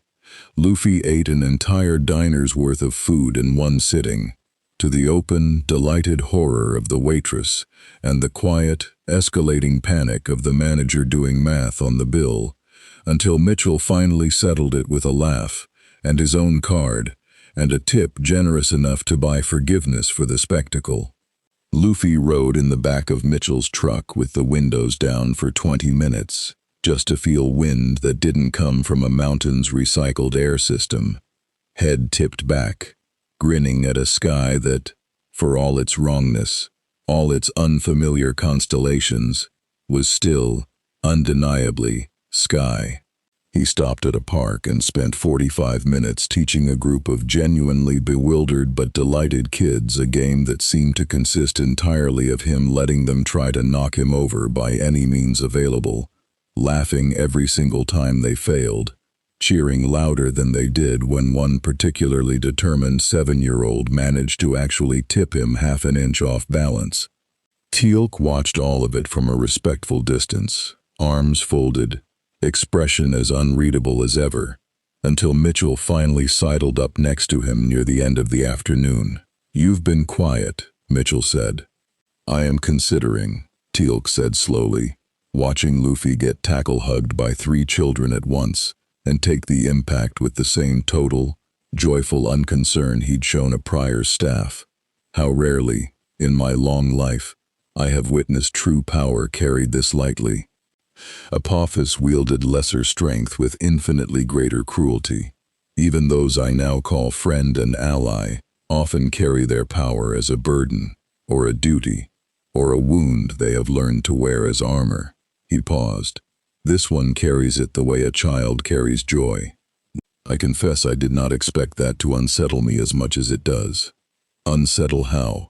Because it is not naivety, Teal'c said. I watched him break a prior's staff without hesitation, and I watched him choose, deliberately, not to end that prior's life once the threat had passed. That is not innocence, Colonel Mitchell. That is a conviction, chosen and held by someone who understands exactly how much easier the other choice would be. He watched Luffy set the last child down gently, ruffling her hair, still laughing. I find I admire it a great deal. I also find myself afraid, on his behalf, of exactly how much this galaxy is going to cost him for holding to it. Back on base that evening, Daniel found Luffy on the same observation deck where he'd first admitted how much he missed home, and settled beside him at the rail without needing to be asked twice into the conversation. "Good day?" Daniel asked. "Best one since I got here," Luffy said, and meant it, but there was something quieter underneath the words, something Daniel had learned, over 2 weeks, to read even through Luffy's usual easy warmth. "Made me think about my crew, though. Usopp would have loved that thing you drive. The truck. Sanji would have yelled at me for eating that much before dinner." A small, real smile. Chopper would have liked the kids. "You still think about getting back?" "Every day." Luffy looked out at the dark gate room below, quiet now, the great ring standing dormant and waiting. "But I like it here too. That's the weird part. I like Mitchell, and Teal'c's, and Vala's kind of a pain, but I like her too.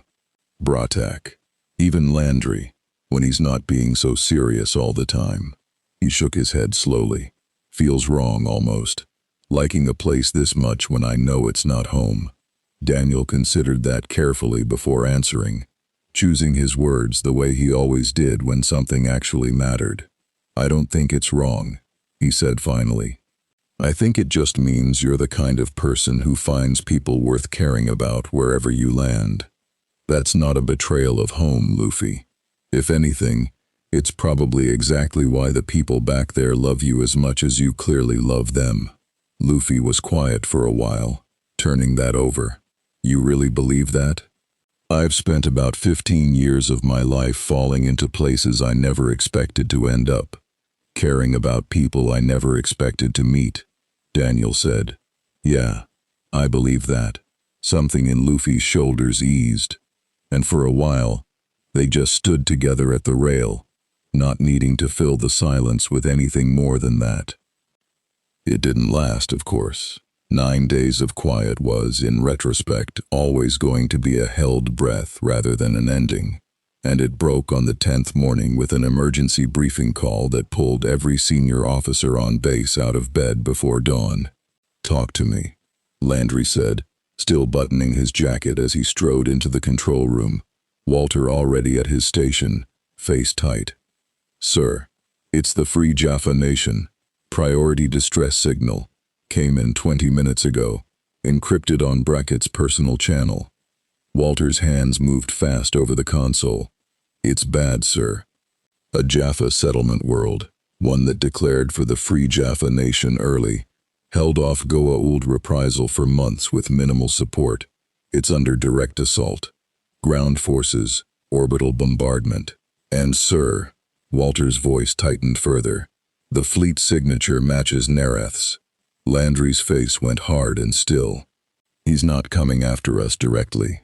"No, sir," Bratak's voice, arriving through the gate room doors at a pace remarkable for a man his age, grim and controlled. "He is coming after those who would stand beside the one he could not claim. A message, General Landry, precisely as your people warned it might be." His jaw was tight. Old grief and older fury both plain beneath the discipline. The world under assault is called Tal'c. My granddaughter's people settled there 3 years past.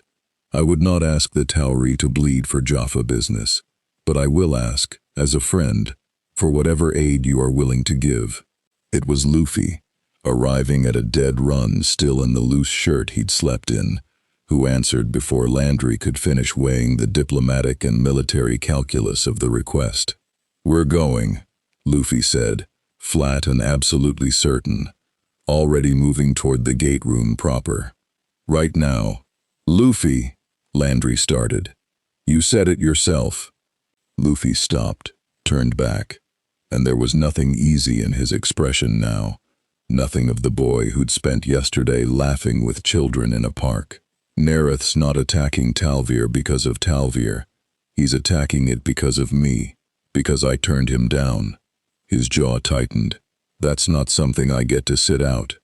Bratak's weathered eyes found Luffy's, and something passed between them that needed no translation at all. The specific, unspoken understanding of two people who had each, in their own way, spent a lifetime learning exactly what it cost to stand between the people you loved and the people who'd hurt them to prove a point. "Then let us go together," Bratak said, as the free Jaffa Nation intended to stand from the beginning, not waiting to be saved, but never standing alone. Landry looked between the two of them, at Mitchell already checking his sidearm, at Carter pulling up Tal'c's coordinates, at Teal'c's expression gone hard with an old soldier's grief for a war that never seemed to run out of new fronts, and made the call the only way he'd ever really been going to make it. "Full SG teams, gear up," Landry said. "Walter, dial it." The gate began to spin, chevrons locking one by one with their familiar mechanical thunk, and Luffy stood at the base of the ramp, steam already beginning to gather faint and thin around his clenched fists, watching the event horizon bloom open in a wash of blue-white light. "Nereth wanted a god," he said quietly, to no one in particular, as the wormhole stabilized, and the order to move out finally came. "Let's go show him what he actually gets instead." Tal'c's sky, when they stepped through, was the color of a bruise. Smoke rolled thick and low across a landscape that had, until recently, been farmland. Daniel caught the smell of it first, that particular acrid mix of burning crops and something worse underneath, and felt his stomach drop the way it always did, on worlds where the fighting had already been going on long enough that the smell had settled in rather than just arrived. Distant thunder rolled that wasn't thunder at all. Ground forces exchanging fire somewhere over the next ridge, punctuated by the deeper, rhythmic boom of orbital bombardment finding new targets. "Gate still secure," Mitchell called, sweeping the immediate perimeter with his weapon raised. "But that's not gonna last if they figure out we're here." "They already have," Teal'c said, and pointed toward a ridge a quarter-mile out, where the unmistakable silhouettes of Jaffa warriors in unfamiliar armor, Nereth's colors, dark red and black, nothing like the Free Jaffa's own markings, were already turning toward the gate, staff weapons rising. Braddock's face went hard. "Nereth's forces. First Prime Keltar leads them, if my sources remain accurate. A cruel commander, and an ambitious one. He will not hesitate to level what remains of Tal'c's settlement, rather than risk losing his prize." "Then we don't give him the choice," Luffy said, and was already moving before anyone could organize a plan around him. Not recklessly, Mitchell would note later, writing up the after-action report, but with a clear, immediate read of the battlefield that put him exactly where the fighting was thickest, inside of 90 seconds. Steam already rising off his skin as he closed the distance to the ridge. The first wave of staff weapon fire that met him didn't slow him down even slightly. He came up the slope in bounding leaps too fast for conventional tracking, and the Jaffa positioned along the ridge, trained soldiers, disciplined, unused to a target that simply declined to be affected by their weapons, broke formation in the specific, instinctive way soldiers do when the fundamental math of a battle stops making sense. Gomu Gomu no. His voice carried clear across the chaos, and both his arms wound back, coiled tight, released in a spinning blur that caught 3 separate Jaffa across the chest, and sent them tumbling backward off the ridge entirely, weapons flying from stunned hands. Fusin. He didn't kill them. Mitchell watched it happen twice more over the next several minutes, watched Luffy drop soldier after soldier with blows calibrated, deliberately, with a control that belied the raw power behind each strike, to incapacitate rather than end, sending Nereth's forces sprawling and disarmed rather than dead, even as staff fire and the occasional Zat blast peppered him from every direction with no visible effect at all. "He's pulling every hit," Carter said, breathless, half to herself, watching through her scope as she and a fire team pushed up the flank to secure the ridge Luffy had just cleared. "Cameron, he's fighting an entire company, and he's not killing a single one of them." "Yeah," Mitchell said, grim satisfaction and genuine unease tangled together in his voice as he watched Luffy vanish over the ridge's crest, chasing the retreating remnant of the first wave. "That's either the most disciplined thing I've ever seen, or the single most reckless." Not sure which yet. It was Bratak, moving up alongside them with a speed that belied his age, who answered without being asked. "It is neither," the old Jaffa said. "It is a code. He does not kill men following orders they did not choose, when he can help it. Only those who choose cruelty freely earn the fullness of his strength." A grim, respectful nod toward the ridge. "I have fought beside many warriors in my long life, Colonel Mitchell. Few hold to such a code once the battle truly demands blood. Fewer still hold to it and still win." The settlement itself, when they reached it 20 minutes later, was a study in controlled desperation. Free Jaffa defenders, outnumbered and outgunned, had fallen back to a defensible perimeter around a central shelter complex, where the settlement's non-combatants had taken refuge, holding the line through sheer stubborn discipline against a force Nereth had clearly sent expecting an easy, decisive victory. Ragnar met them at the perimeter, blood-streaked and grim but very much alive, and the look of profound relief that crossed his young, fierce features at the sight of Bratak's approach told its own story about how close the line had come to breaking. "Master Bratak, we held, but barely. Keltar's main force is still consolidating for a second push. He lost more in the first wave than he expected, thanks to whatever chaos just tore through his flank." He glanced toward the ridge, where distant sounds of fighting had begun to taper off into something more like a rout than a battle. "Was that?" "It was," Bratak said, something almost like pride creeping into his weathered voice. "Hold the perimeter. He is not finished yet." He wasn't. Luffy found Keltar himself in the ruins of what had, days before, been the settlement's grain storehouse, directing the second wave staging with the cold, methodical cruelty Bratak had promised. And the first prime turned, staff weapon already rising, at the sound of steam hissing through the smoke-choked air behind him. "So," Keltar's voice carried the particular contempt of a man who had built his whole reputation on being unbeatable, and had, in the space of 20 minutes, watched his entire vanguard prove otherwise. "The prize my lord could not claim through offer comes instead to die on a Jaffa world that means nothing to him."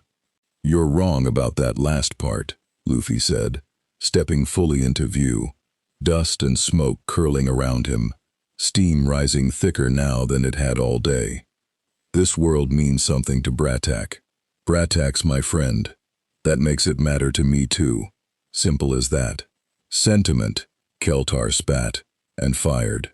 The staff blast took Luffy square in the chest at point-blank range, and where it had merely dispersed harmlessly against his skin in every previous exchange, Keltar's weapon, modified, Luffy would only understand later, with a Naquata-boosted core specifically engineered by Nereth's own scientists in the days since Salus's failed offer. Built for exactly this contingency, actually staggered him. A real, visible impact rocking him back a full step. A thin line of blood welling at the point of contact for the first time since he'd fallen through the gate. Keltar's contempt shifted instantly into something sharper, more satisfied. Ah, there it is. My lord anticipated your resilience. He does not anticipate failure twice. Luffy looked down at the small wound on his chest, already, even now, beginning to knit itself closed more slowly than it should have, and something in his face didn't show pain so much as a cold, focused recalibration, the exact look Teal'c had clocked in him back on the testing moon, the look of a fighter registering a real threat and adjusting accordingly rather than panicking. Huh, Luffy said. Okay, that one actually worked a little. He rolled his shoulder, testing it, and grinned. Sharper now, hungrier. Guess I should stop holding back then. Steam poured off him in earnest now, thick enough to fog the smoke-choked air around him. And when he moved this time, it wasn't the same controlled, restrained bounding leap he'd used against the disarmed conscripts on the ridge. It was faster, harder, a blur that closed the distance before Keltar could bring the modified weapon back to bear a second time. Gomu Gomu no. Both arms wound back tight, released in a single devastating strike that carried the full, unrestrained weight of everything he'd held back through the whole battle so far. Red Hawk. The blow landed with an audible crack of superheated air, and Keltar, First Prime, cruel commander, architect of an attack meant to send a message no one on Tal'c would ever forget, went down in a single strike, weapon shattering, thrown clear across the ruined storehouse to crash through what remained of its far wall and lie still in the wreckage. Luffy stood over him a moment, chest heaving, steam still curling off his skin, the small wound on his chest finally, visibly closing over. He didn't finish it. He simply looked down at Keltar's unconscious form, then turned, without another word, and walked back toward the settlement's perimeter, toward the sound of Ragnor's voice calling the all-clear, as Nereth's remaining forces, leaderless now, began a full and disorganized retreat toward their transport. It was hours later, once the settlement's wounded had been tended and the immediate danger had passed, that Dr. Lamb finally got a proper look at the wound on Luffy's chest, closed now, but leaving, for the first time since anyone at the SGC had met him, an actual mark, a thin, pale line of scar tissue, where the modified staff blast had broken through. It healed, Lamb said, running her scanner over it with careful, clinical focus, but slower than everything else I've seen from you, and it left a mark. Nothing else has. Nereth's people built something specific, Luffy said, quiet now, some of the day's adrenaline finally fading into plain exhaustion. Made a weapon just for me. That's new. Nobody's ever done that before. Not exactly like this. They're learning, Carter said, from where she stood nearby, arms crossed, expression troubled in a way that had nothing to do with relief at the day's victory. Cameron, that's the part that worries me. It's not that they hurt him, it's that they adapted, in under 2 weeks, and it worked, partially, on the first try. If Nereth's people can do that with limited data, then the Ori, who've had a much closer look at him already, are doing the same math, Daniel finished, grim. Bratak, standing at the edge of the medical tent, watched Luffy sit quietly through the examination. No complaints, no bravado now. Just a boy absorbing the plain fact that the galaxy he'd fallen into had just proven, for the first time, that it could actually hurt him if it tried hard enough, and crossed to sit heavily beside him. You saved my granddaughter's world today, Bratak said, quiet and direct. Whatever this cost you, know that it was not spent for nothing. Luffy looked up at him, and some of the day's weight eased off his shoulders at the words, replaced by the plain, tired warmth that had carried him through every hard thing since he'd first arrived. "Wasn't really a question, once I heard it was your family," Luffy said. "That's just what Nakama's for." Braytak didn't need the word translated to understand exactly what it meant. The debrief that followed Teal'c ran longer and grimmer than any since Luffy's arrival, and it was Landry, standing at the head of the table with the modified staff weapon fragment recovered from the battlefield laid out in an evidence case in front of him, who set the tone before anyone else could soften it. 2 weeks, he said. 2 weeks, and a minor system lord's engineers built a weapon that actually broke skin. I don't need to spell out what that means if we give the Ori, who've had their own direct look at him now, the same runway. It means the honeymoon's over, Mitchell said. Every faction in this galaxy that wanted him as a curiosity 2 weeks ago now wants him as either a weapon or a corpse, and they're all doing the math on how to get there. There is another possibility, Teal'c said, from his usual place near the wall. Nerath's weapon succeeded only partially, and at cost. His first prime lies defeated, his forces routed, his ambitions on Teal'c ended in humiliation. Word of that outcome will travel as swiftly as word of the weapon's partial success. Ambition is not immune to fear. Some among the system lords may now consider Luffy a threat not worth provoking, rather than a prize worth pursuing. Some, Carter said. Not all, and definitely not the Ori.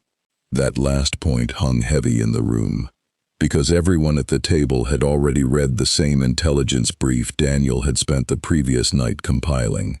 Long-range sensor data showing not one Ori warship now but 3, holding position at the edge of a system 2 jumps from Castle. Prior escort doubled.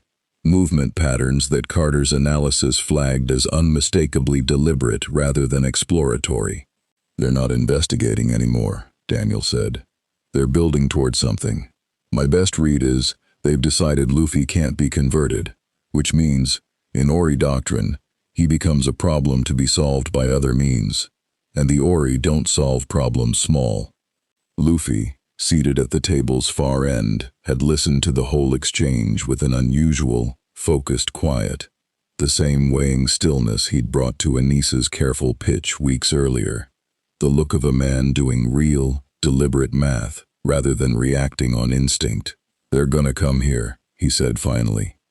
"To Earth, aren't they?" Nobody answered right away, which was, in its own way, an answer. "It's a real possibility," Landry said finally, carefully. "Not a certainty, but given the pattern, testing you, escalating, now consolidating a fleet, I'd be lying if I said it wasn't near the top of my worry list." Luffy was quiet a moment longer, and then he said something that landed harder around the table than anyone quite expected. "Then I need to get stronger before they do." "Luffy," Carter started gently. "No, listen." He leaned forward, and for the first time since his arrival, there was something almost like fear underneath the resolve in his voice. Not fear for himself, Daniel realized, watching him closely, but the specific, familiar fear of someone who had already, once in his life, watched people he loved get hurt because he wasn't strong enough yet to stop it. That weapon today, it worked. A little. Not because Nerath's smarter than me, but because he had time to study me and build something specific. The Ori have had way more time, way more resources. If they come here with something built specifically to hurt everyone in this room, and I'm not strong enough to stop it. He stopped, jaw tight. I've been here before. Watching. Not strong enough, while people I care about pay for it. I'm not doing that again if I can help it. The room went quiet in a different way now. Not tactical quiet, but the specific stillness of people recognizing, plainly, exactly how much this boy had already decided to carry on their behalf. 2 weeks into a war that had never been his to begin with. "You've already gotten stronger than anything we thought possible when you fell through that gate," Mitchell said finally. "Nobody in this room's asking you to be an army by yourself." "I know." Luffy's grin came back, thinner than usual but genuine. "But I'm gonna train anyway. However I can, with whatever time we've got. That's what I do. When something big's coming, I don't wait around hoping I'm already enough." He trained the way he did everything, completely, and in ways the SGC had no real framework for supporting. Teal'c became his most consistent sparring partner, less because the Jaffa warrior had anything meaningful to teach a man who healed from staff weapon blasts in seconds, and more because Teal'c, alone among the base's personnel, could bring genuine, disciplined intensity to a fight without worrying he might accidentally kill his opponent. Their sessions, held in a reinforced section of the base's largest hangar bay under Carter's careful instrument monitoring, drew a steadily growing informal audience of off-duty personnel who'd learned, within days, that watching the two of them spar was the single best entertainment Cheyenne Mountain had to offer. "You are improving your control faster than your raw output," Teal'c observed, during a pause between rounds, both of them breathing hard, the hangar floor scorched and dented in a dozen places from the session. "Your restraint on Tal'c, striking to incapacitate rather than kill, required more discipline than the strikes themselves. That discipline, refined, will serve you as much as strength when the Ori's true forces arrive." "Ace used to say something like that," Luffy said, wiping sweat from his brow, the mention of his brother's name carrying a weight Teal'c had learned, over the weeks, to recognize and respect without pressing. "Said strength without control just gets people around you hurt worse, not less. Your brother sounds as though he understood war better than many who have fought far longer than he lived to." Luffy's grin faltered, just slightly, before steadying again. "Yeah," he said quietly. He did. It was Vala, in her own way, who found the piece of Luffy's training none of the soldiers or scientists thought to offer. Not strength, not tactics, but the specific, hard-won cunning of someone who'd survived by being smarter than the room, rather than stronger than it. "You keep winning fights with your fists," she told him bluntly, over cards in the mess hall one evening, after he'd described the day's sparring session with his usual enthusiasm. "Fine. Good for you. But Nerath's people built a weapon in 2 weeks by watching how you fight. The Ori have been watching a great deal longer, and they won't send something you can simply punch. They'll send something built to make punching the wrong answer entirely." She dealt the cards with practiced ease, not looking up. "So, learn to recognize a trap before you're standing in the middle of it. That's a different kind of strength, darling, and I happen to be extremely good at teaching it." Their sessions had nothing to do with combat at all. Vala walked him through the shape of a con, the tells of a lie, the difference between an offer and a trap dressed up to look like one, using every dirty trick and hard-earned instinct from her own long history of surviving by her wits alone. Luffy, to her genuine surprise, turned out to be a remarkably fast study, not because he was naturally suspicious, which he wasn't, but because his instinct for reading people's true intentions, honed over a lifetime of judging exactly who deserved trust and who didn't, gave him a foundation her lessons could build on fast.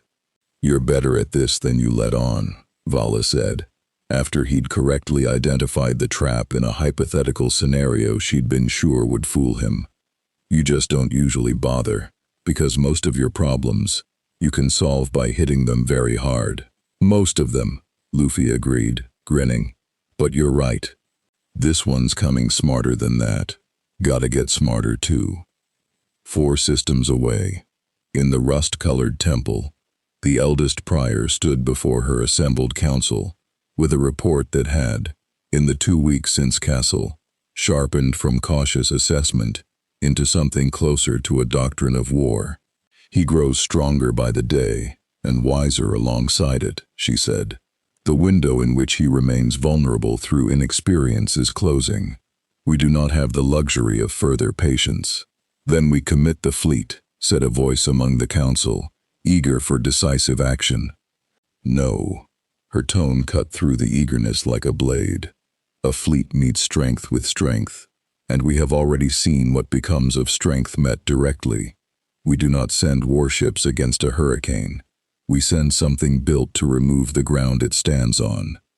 She turned to the youngest among them, the same prior who had first felt Luffy's arrival ripple across the wind, still bearing, beneath his robes, the healed but not forgotten wound of their first encounter. You know him best of all of us. Tell me, what does he love, that we might take from him instead of fighting him directly?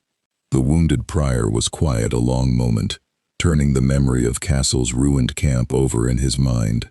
A boy carrying children through the dust, laughing with soldiers who feared him only until they didn't, standing between a dying village and a weapon built to end worlds without so much as a flicker of hesitation about the cost to himself.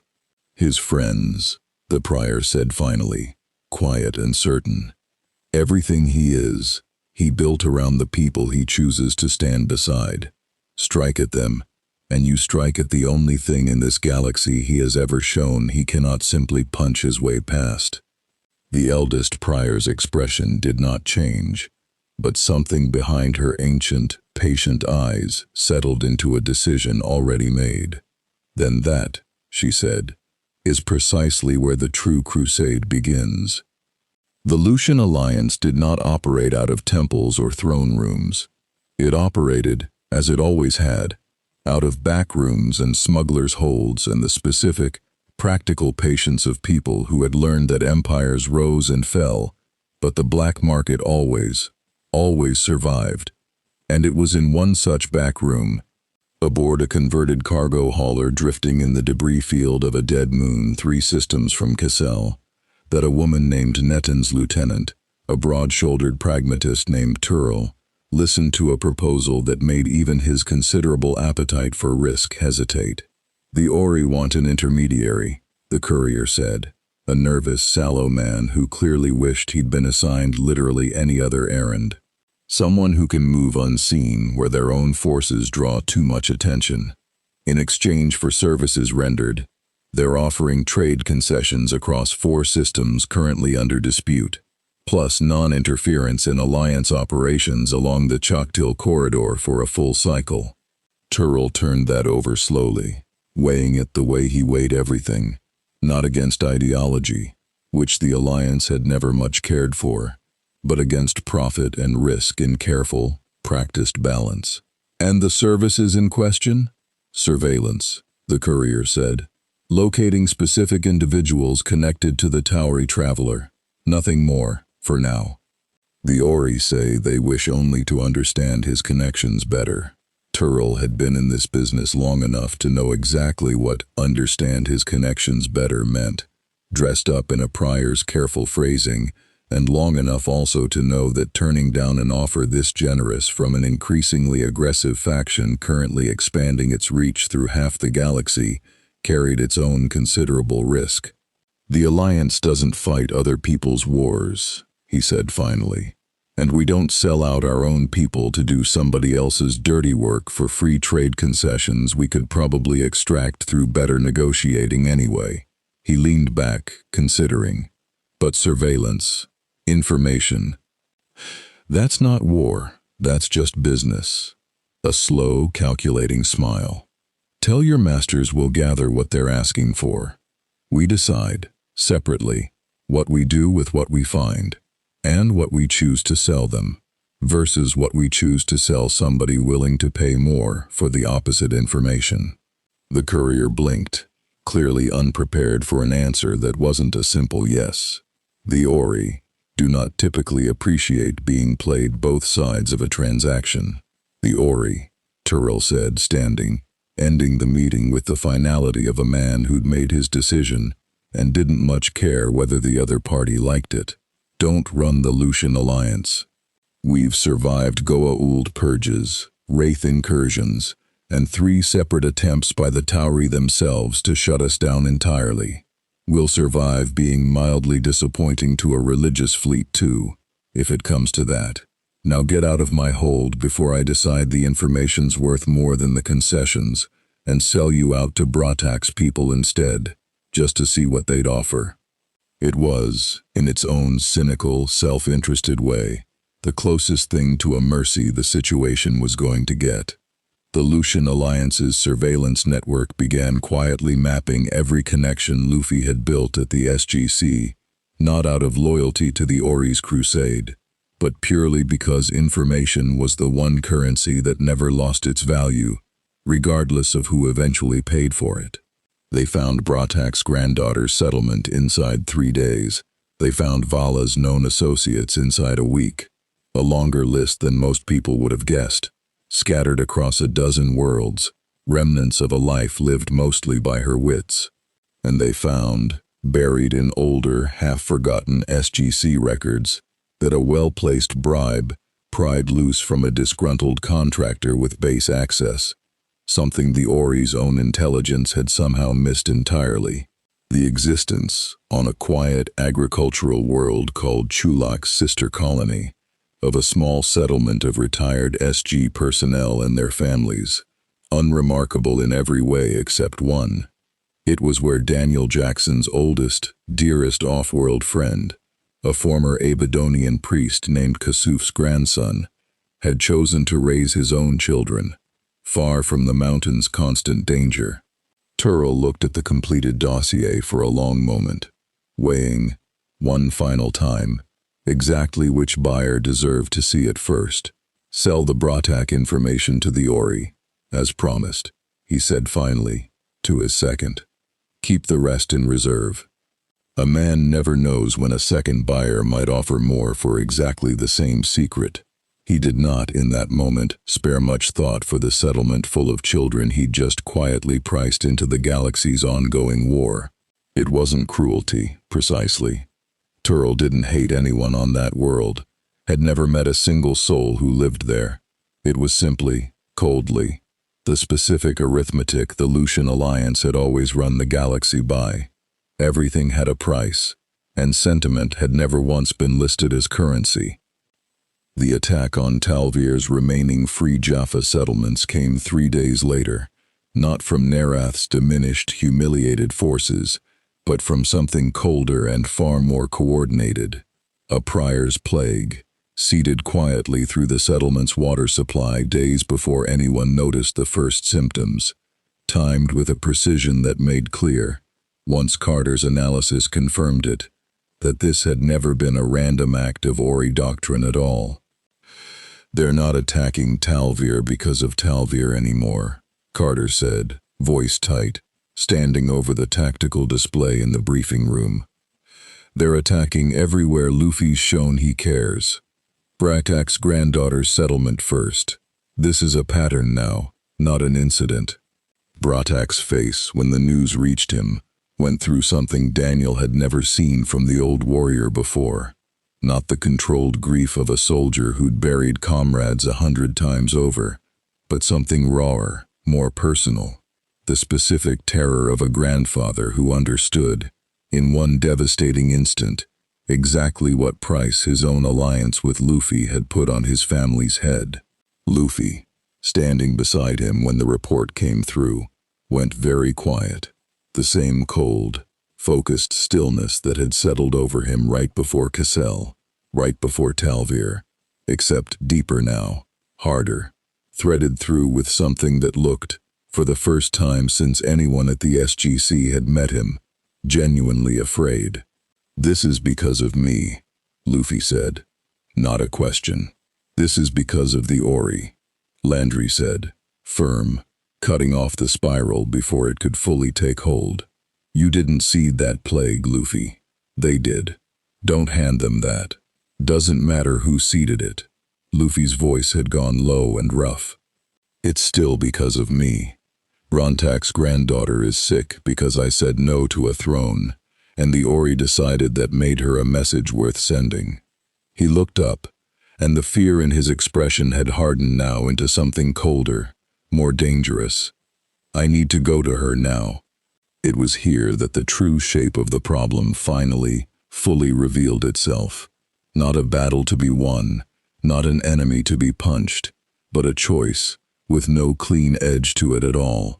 The kind of decision the SGC had wrestled with 100 times before Luffy ever fell through their gate, and would wrestle with 100 times after, regardless of what he decided today.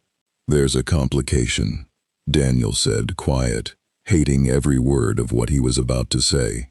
"The plague strain." Carolyn's team cross-referenced it against Castle's samples. "It's evolved, adapted specifically, we think, to resist the treatments we developed after Castle. If you go there, if you're seen intervening directly again, they'll adapt again," Carter finished. "Faster this time, because now they'll have real-time data on exactly how you respond to a crisis involving someone you love. Every time you show up to save someone, Luffy, you're handing them another data point on how to hurt you and everyone you care about more efficiently next time." The room went very still. "So what?" Luffy said, voice dangerously quiet now. "You're telling me not to go?" "I'm telling you," Carter said, and it clearly cost her something to say it, that going might save Brattak's granddaughter today, and cost 10 more settlements tomorrow, once the Ori have better data on exactly how to bait you into exactly the trap they want. "And not going," she stopped, unable to finish the sentence herself. Brattak finished it for her, low and rough, his own grief and his own iron discipline warring visibly across his weathered face. "And not going means my granddaughter may die on a world I convinced her people to settle, believing our alliance with the Tauri, and with you, young one, made that choice safer rather than more dangerous." Nobody in the room had an answer that didn't cost someone something terrible. Luffy stood there for a long moment, caught between the two impossible weights of it. The plain, screaming instinct to go, to fight, to be the wall between danger and the people he loved the way he'd always been, and the cold, new, unwelcome understanding that this time the wall itself might be exactly what the enemy wanted him to become. "There has to be another way," Luffy said finally, and there was real desperation under the words now, the specific desperation of someone who had never before, in his whole life, faced a problem strength alone couldn't solve. It was Teal'c, watching him with quiet, aching sympathy, who spoke the truth. None of them wanted to be the one to say first. "Sometimes," Teal'c said, "there is not. Sometimes the only choice available is which cost you are willing to carry, and which you are not. I have made that choice more times than I wish to recall, in service of the Jaffa's freedom. It does not become easier with practice. It only becomes more familiar." Luffy looked at him, then at Brattak, then out through the briefing room's window toward the gate room below, where the great ring sat dormant, waiting, indifferent to the impossible weight of the decision being made in its shadow. Luffy didn't decide alone, in the end, and that itself was the first sign of how much he'd changed in the weeks since he'd fallen laughing out of a wormhole into a room full of leveled guns. "Okay," he said finally, after a long, heavy silence, looking around the room at all of them. Landry, Carter, Daniel, Teal'c, Brattak, standing rigid with grief, he refused to let break his composure. "I'm not gonna pretend I know the smart move here. Fighting, I know. This," he gestured, helpless, at the whole tangled shape of the problem. "This I don't. So I need you to actually help me figure it out, not just tell me the reasons not to go." It was, Daniel realized, watching it happen, the single biggest shift he'd witnessed in Luffy since Castle. Not the strength, not the growing control over it, but this, a boy who solved nearly everything with his fists, deliberately choosing, in the moment it mattered most, to ask for help instead. "There might be a third option," Carter said slowly, already turning it over. "We don't send you in as the response. We send the SGC's medical team, under standard protocol, the way we would for any allied settlement facing a plague outbreak, no different in appearance from 100 other relief missions we've run over the years. You stay here, If the Ori's intelligence is watching for a pattern where you personally show up every time someone you love is threatened, we simply don't give them that pattern to read.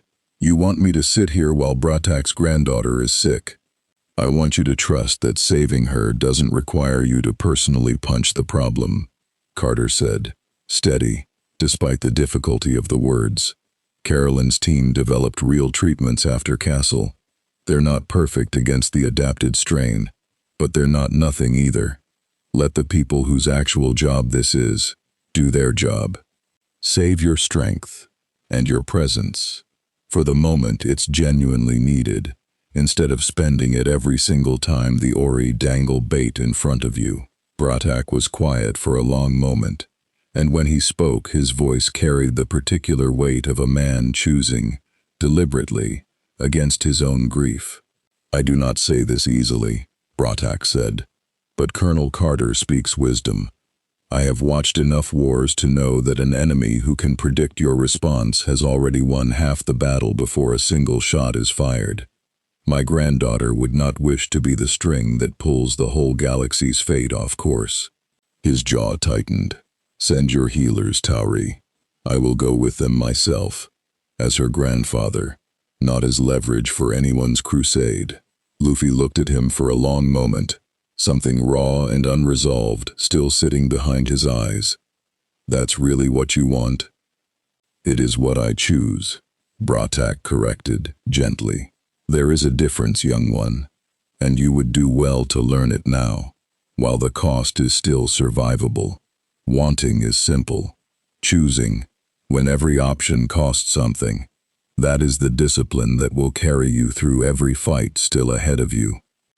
The medical team went through within the hour, Bratak at their head, and Luffy stayed behind, genuinely, visibly stayed, pacing the observation deck for the better part of 6 hours while updates trickled in, refusing food for the first time since anyone had known him, until Vala finally found him there near midnight, and simply sat down beside him without a word, letting the silence do what conversation couldn't. I hate this, Luffy admitted finally, quiet and raw, sitting here, not being the one who fixes it. I know, Vala said. For what it's worth, darling, it's the harder thing. Anyone can throw a punch when the moment calls for it. Sitting still, trusting someone else to carry the weight, when every instinct you have screams to go, that takes a kind of courage most of the galaxy's so-called heroes never bother learning. She bumped her shoulder against his. You did it anyway. That matters more than you think. The update came at 0300. The treatment, adapted and refined from Castle's data, had worked, slower than hoped but completely, and Bratak's granddaughter, along with the rest of Talvir's remaining settlement, would live. No further attack came in the hours the operation ran. No prior appeared to test whether Luffy would break his restraint after all. The pattern had been denied its data point, and somewhere, 4 systems away, a council of priors would have to reckon with a strategy that had, for the first time since Cassell, simply not worked. But the eldest prior had never built her doctrine around a single failed gambit, and the report that reached her 2 days later, not from Tal'vir, but from a much quieter, much more devastating source, proved exactly why. The Lucian Alliance sold us a second dossier, the wounded prior reported, kneeling before her with an expression that suggested even he found what came next difficult to voice. A settlement world, retired Tauri personnel and their families. Among them, the household of a man named Skara, grandson of a priest called Kasuf, and, by every record we obtained, among Daniel Jackson's oldest and most cherished friendships in this galaxy. The eldest prior's expression did not change, but something in the quality of her stillness sharpened. They learned from Tal'vir, she said. They will not send Luffy rushing in a second time to a target they can see us aiming at, so we do not aim visibly at all. She rose, moving toward the temple's high window, gazing out at the rust-colored horizon with the patient, terrible calculation of a strategist, who had already run this exact sequence to its conclusion in her mind. We do not send a fleet.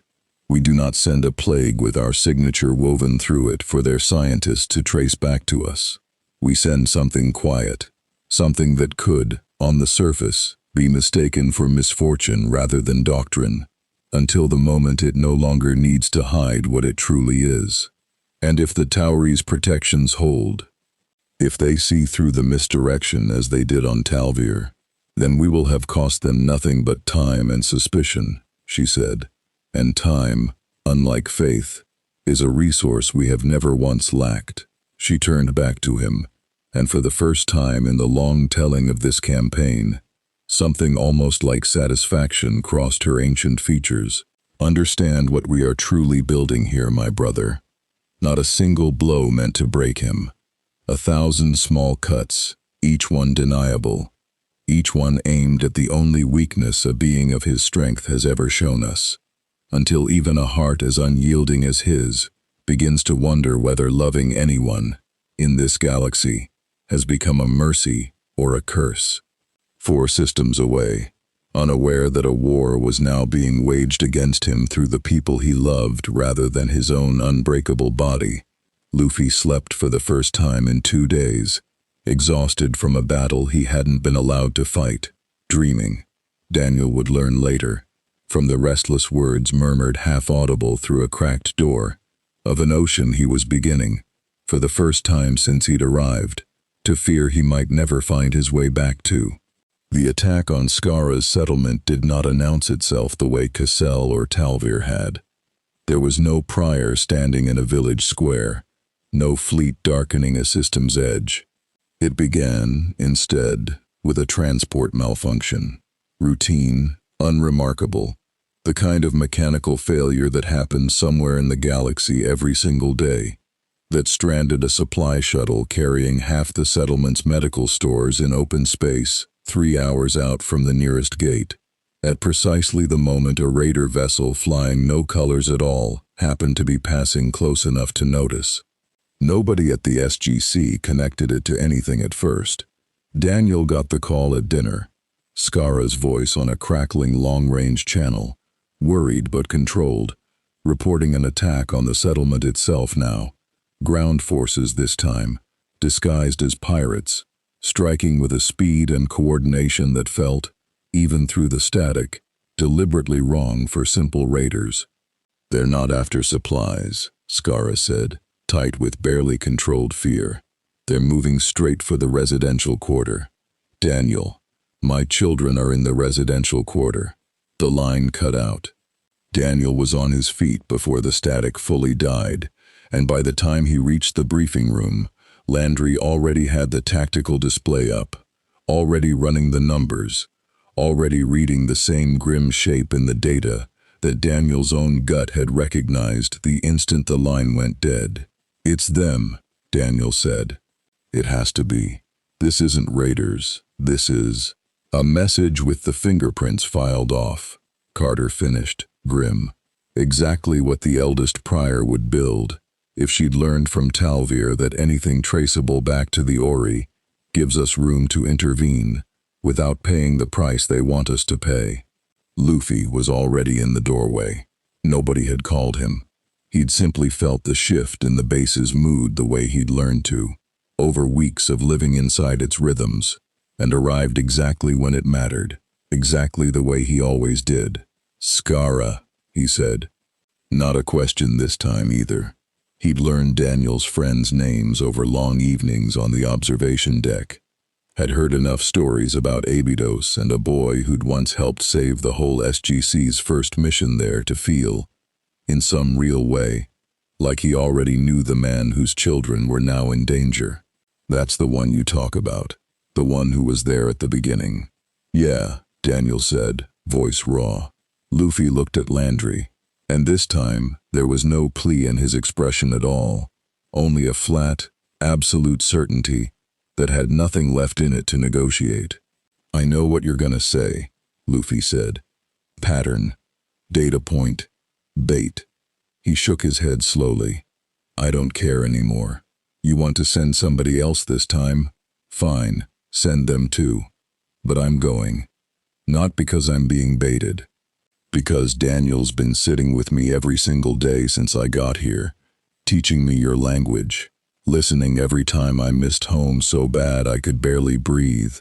And now the people he loves are dying, while I stand here weighing whether it's tactically smart to help him. His voice cracked, just slightly, on the last word, the first real crack Daniel had ever heard in it. That's not a fight I'm sitting out, not for anybody's strategy.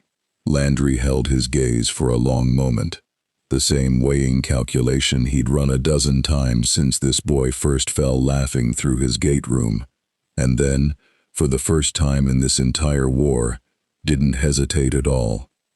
Then we're not sending you alone, Landry said. Walter, dial it. Full SG teams. Teal'c, Bratak if he'll come. We're not letting this galaxy teach him that loving people is a weakness worth punishing without a fight. They arrived to a settlement already burning at its edges, ground forces in unmarked armor pushing hard toward the residential quarter exactly as Skara had reported, and Luffy didn't wait for a tactical briefing. He simply moved, faster than the SGC's fastest response team could match, cutting straight through the attacking line with a fury that had none of the careful restraint he'd shown on Tal'c. He found Skara himself pinned behind a collapsed wall, 2 children sheltered beneath his own body, 3 attackers closing in with weapons raised, and the sound Luffy made crossing that last 50 yards was not a battle cry, so much as something closer to a wounded animal's warning. Raw, wordless, absolute.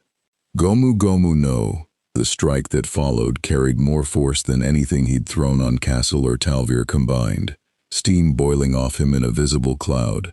The attackers scattered like leaves before a hurricane, before they even registered what had hit them. King Kong gun! The blow that followed didn't just incapacitate. It ended the fight in a single, devastating motion, the shockwave of it cratering the ground and sending the remaining attackers fleeing outright rather than regrouping. And for a moment, Luffy simply stood there in the wreckage, chest heaving, staring down at the scattered, broken remnants of an assault that had, in the space of 90 seconds, gone from a genuine threat to a rout.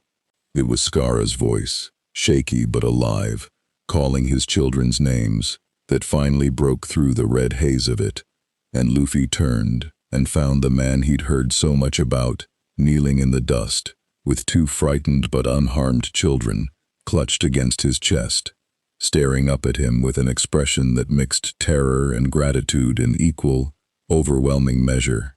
You are the one Daniel speaks of, Skara said, voice unsteady. The traveler. Luffy, he said, crouching down to their level, and something in his own ragged breathing steadied at the sight of the children. Safe, alive, watching him now with wide, curious eyes rather than fear. You're okay now, I promise. You're okay. By the time the rest of SG-1 caught up, the settlement's remaining attackers had scattered entirely, the residential quarter secured, and Daniel arrived just in time to find Luffy sitting in the dust beside Skara, one of the children, the younger one, perhaps 5, still trembling from the attack, asleep against his shoulder, worn out from terror into the specific, boneless exhaustion that only children seem able to find, even in the middle of chaos. Daniel, Skara said, rising unsteadily, embracing his old friend with the fierce, wordless relief of a man who genuinely believed, 20 minutes earlier, that this might be the day he lost everything. Your friend. He saved us. Daniel looked at Luffy, steam still fading off his skin, the sleeping child cradled with a gentleness that seemed almost impossible, given the devastation he'd just wrought 30 yards away. Exhaustion and something rawer, more grieved, plain in his eyes, and felt something in his own chest tighten with a gratitude too large for words. Yeah, Daniel said, quiet. He does that. The Ori's report of the engagement, when it reached the eldest prior 3 days later, carried none of the satisfaction she'd anticipated when she'd first devised the strategy. "The settlement stands," the wounded prior reported, kneeling before her. "The attackers were routed with minimal casualties among the defenders, and the Tauri have since fortified every allied world with connection to him, faster and more thoroughly than our own intelligence anticipated they could manage." A pause. "Careful. We have lost my elder. Not the war, but this particular doctrine. He cannot be isolated by threatening what he loves. It only draws him closer, and draws them closer to him in turn." The eldest prior was silent for a long time, gazing out at the rust-colored horizon, and when she finally spoke, something in her ancient voice had shifted. Not defeat, exactly, but the particular, grudging recalculation of a strategist, encountering a variable her doctrine had genuinely failed to account for. "Then we withdraw this campaign, for now," she said finally. "Not because we have abandoned the crusade, but because a wise general does not continue spending resources against a strategy already proven broken." Her eyes hardened, distant and patient. "He has won this season's battle. The war, my brother, is considerably longer than any single unbeliever's lifetime, however remarkable that lifetime proves to be. We will find another approach, in time. The Ori do not forget, and we do not forgive an unbeliever who has cost us this dearly, without eventual reckoning. It was not peace." Everyone at the SGC, reading the intelligence reports of the Ori fleet's slow withdrawal from the border systems over the following weeks, understood that plainly.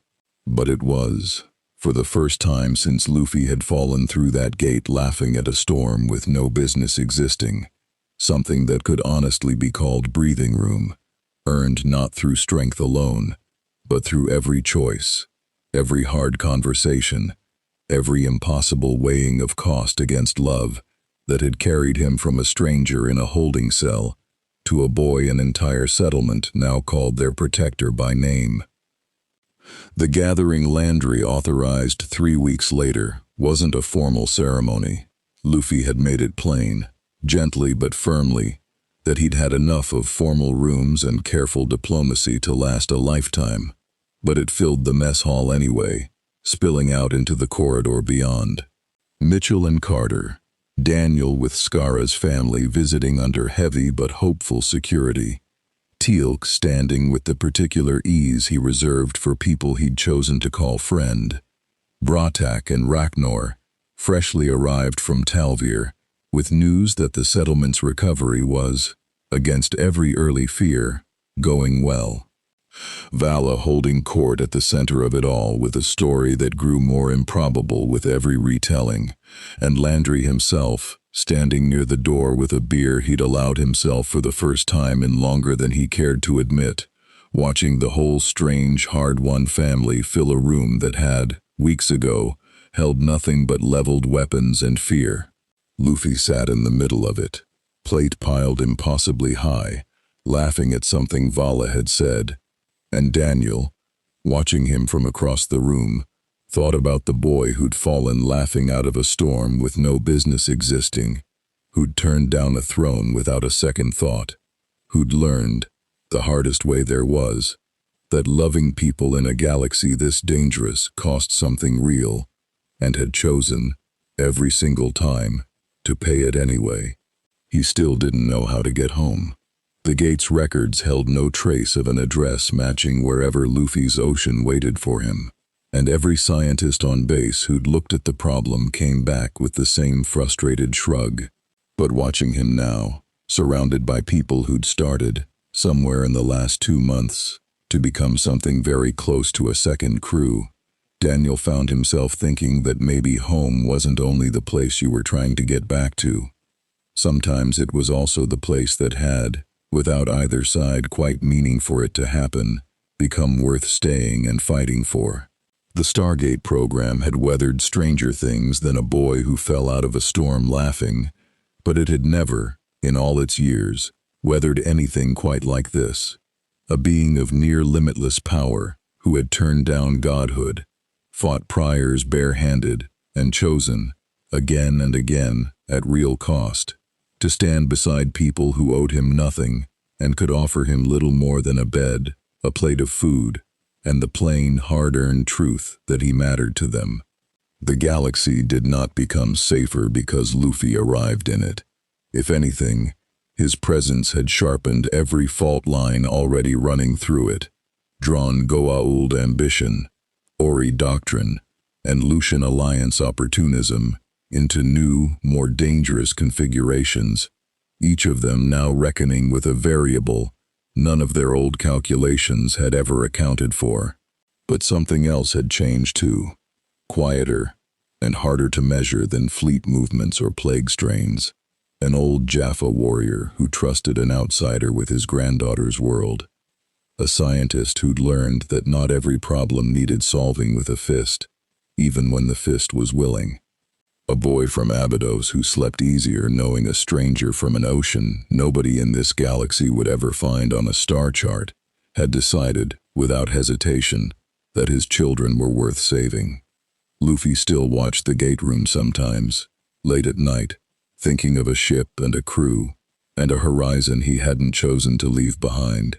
He hadn't found his way back yet. But he'd found something else in the meantime. Nakama, the same word in every language that mattered, the only doctrine he'd ever really needed. And for now, with a war still simmering at the edges of a galaxy that had never once asked to be saved by a boy in a straw hat, that would have to be enough. The horizon, he'd learned, had a way of circling back eventually. He just had to keep standing for the people worth standing for until it did.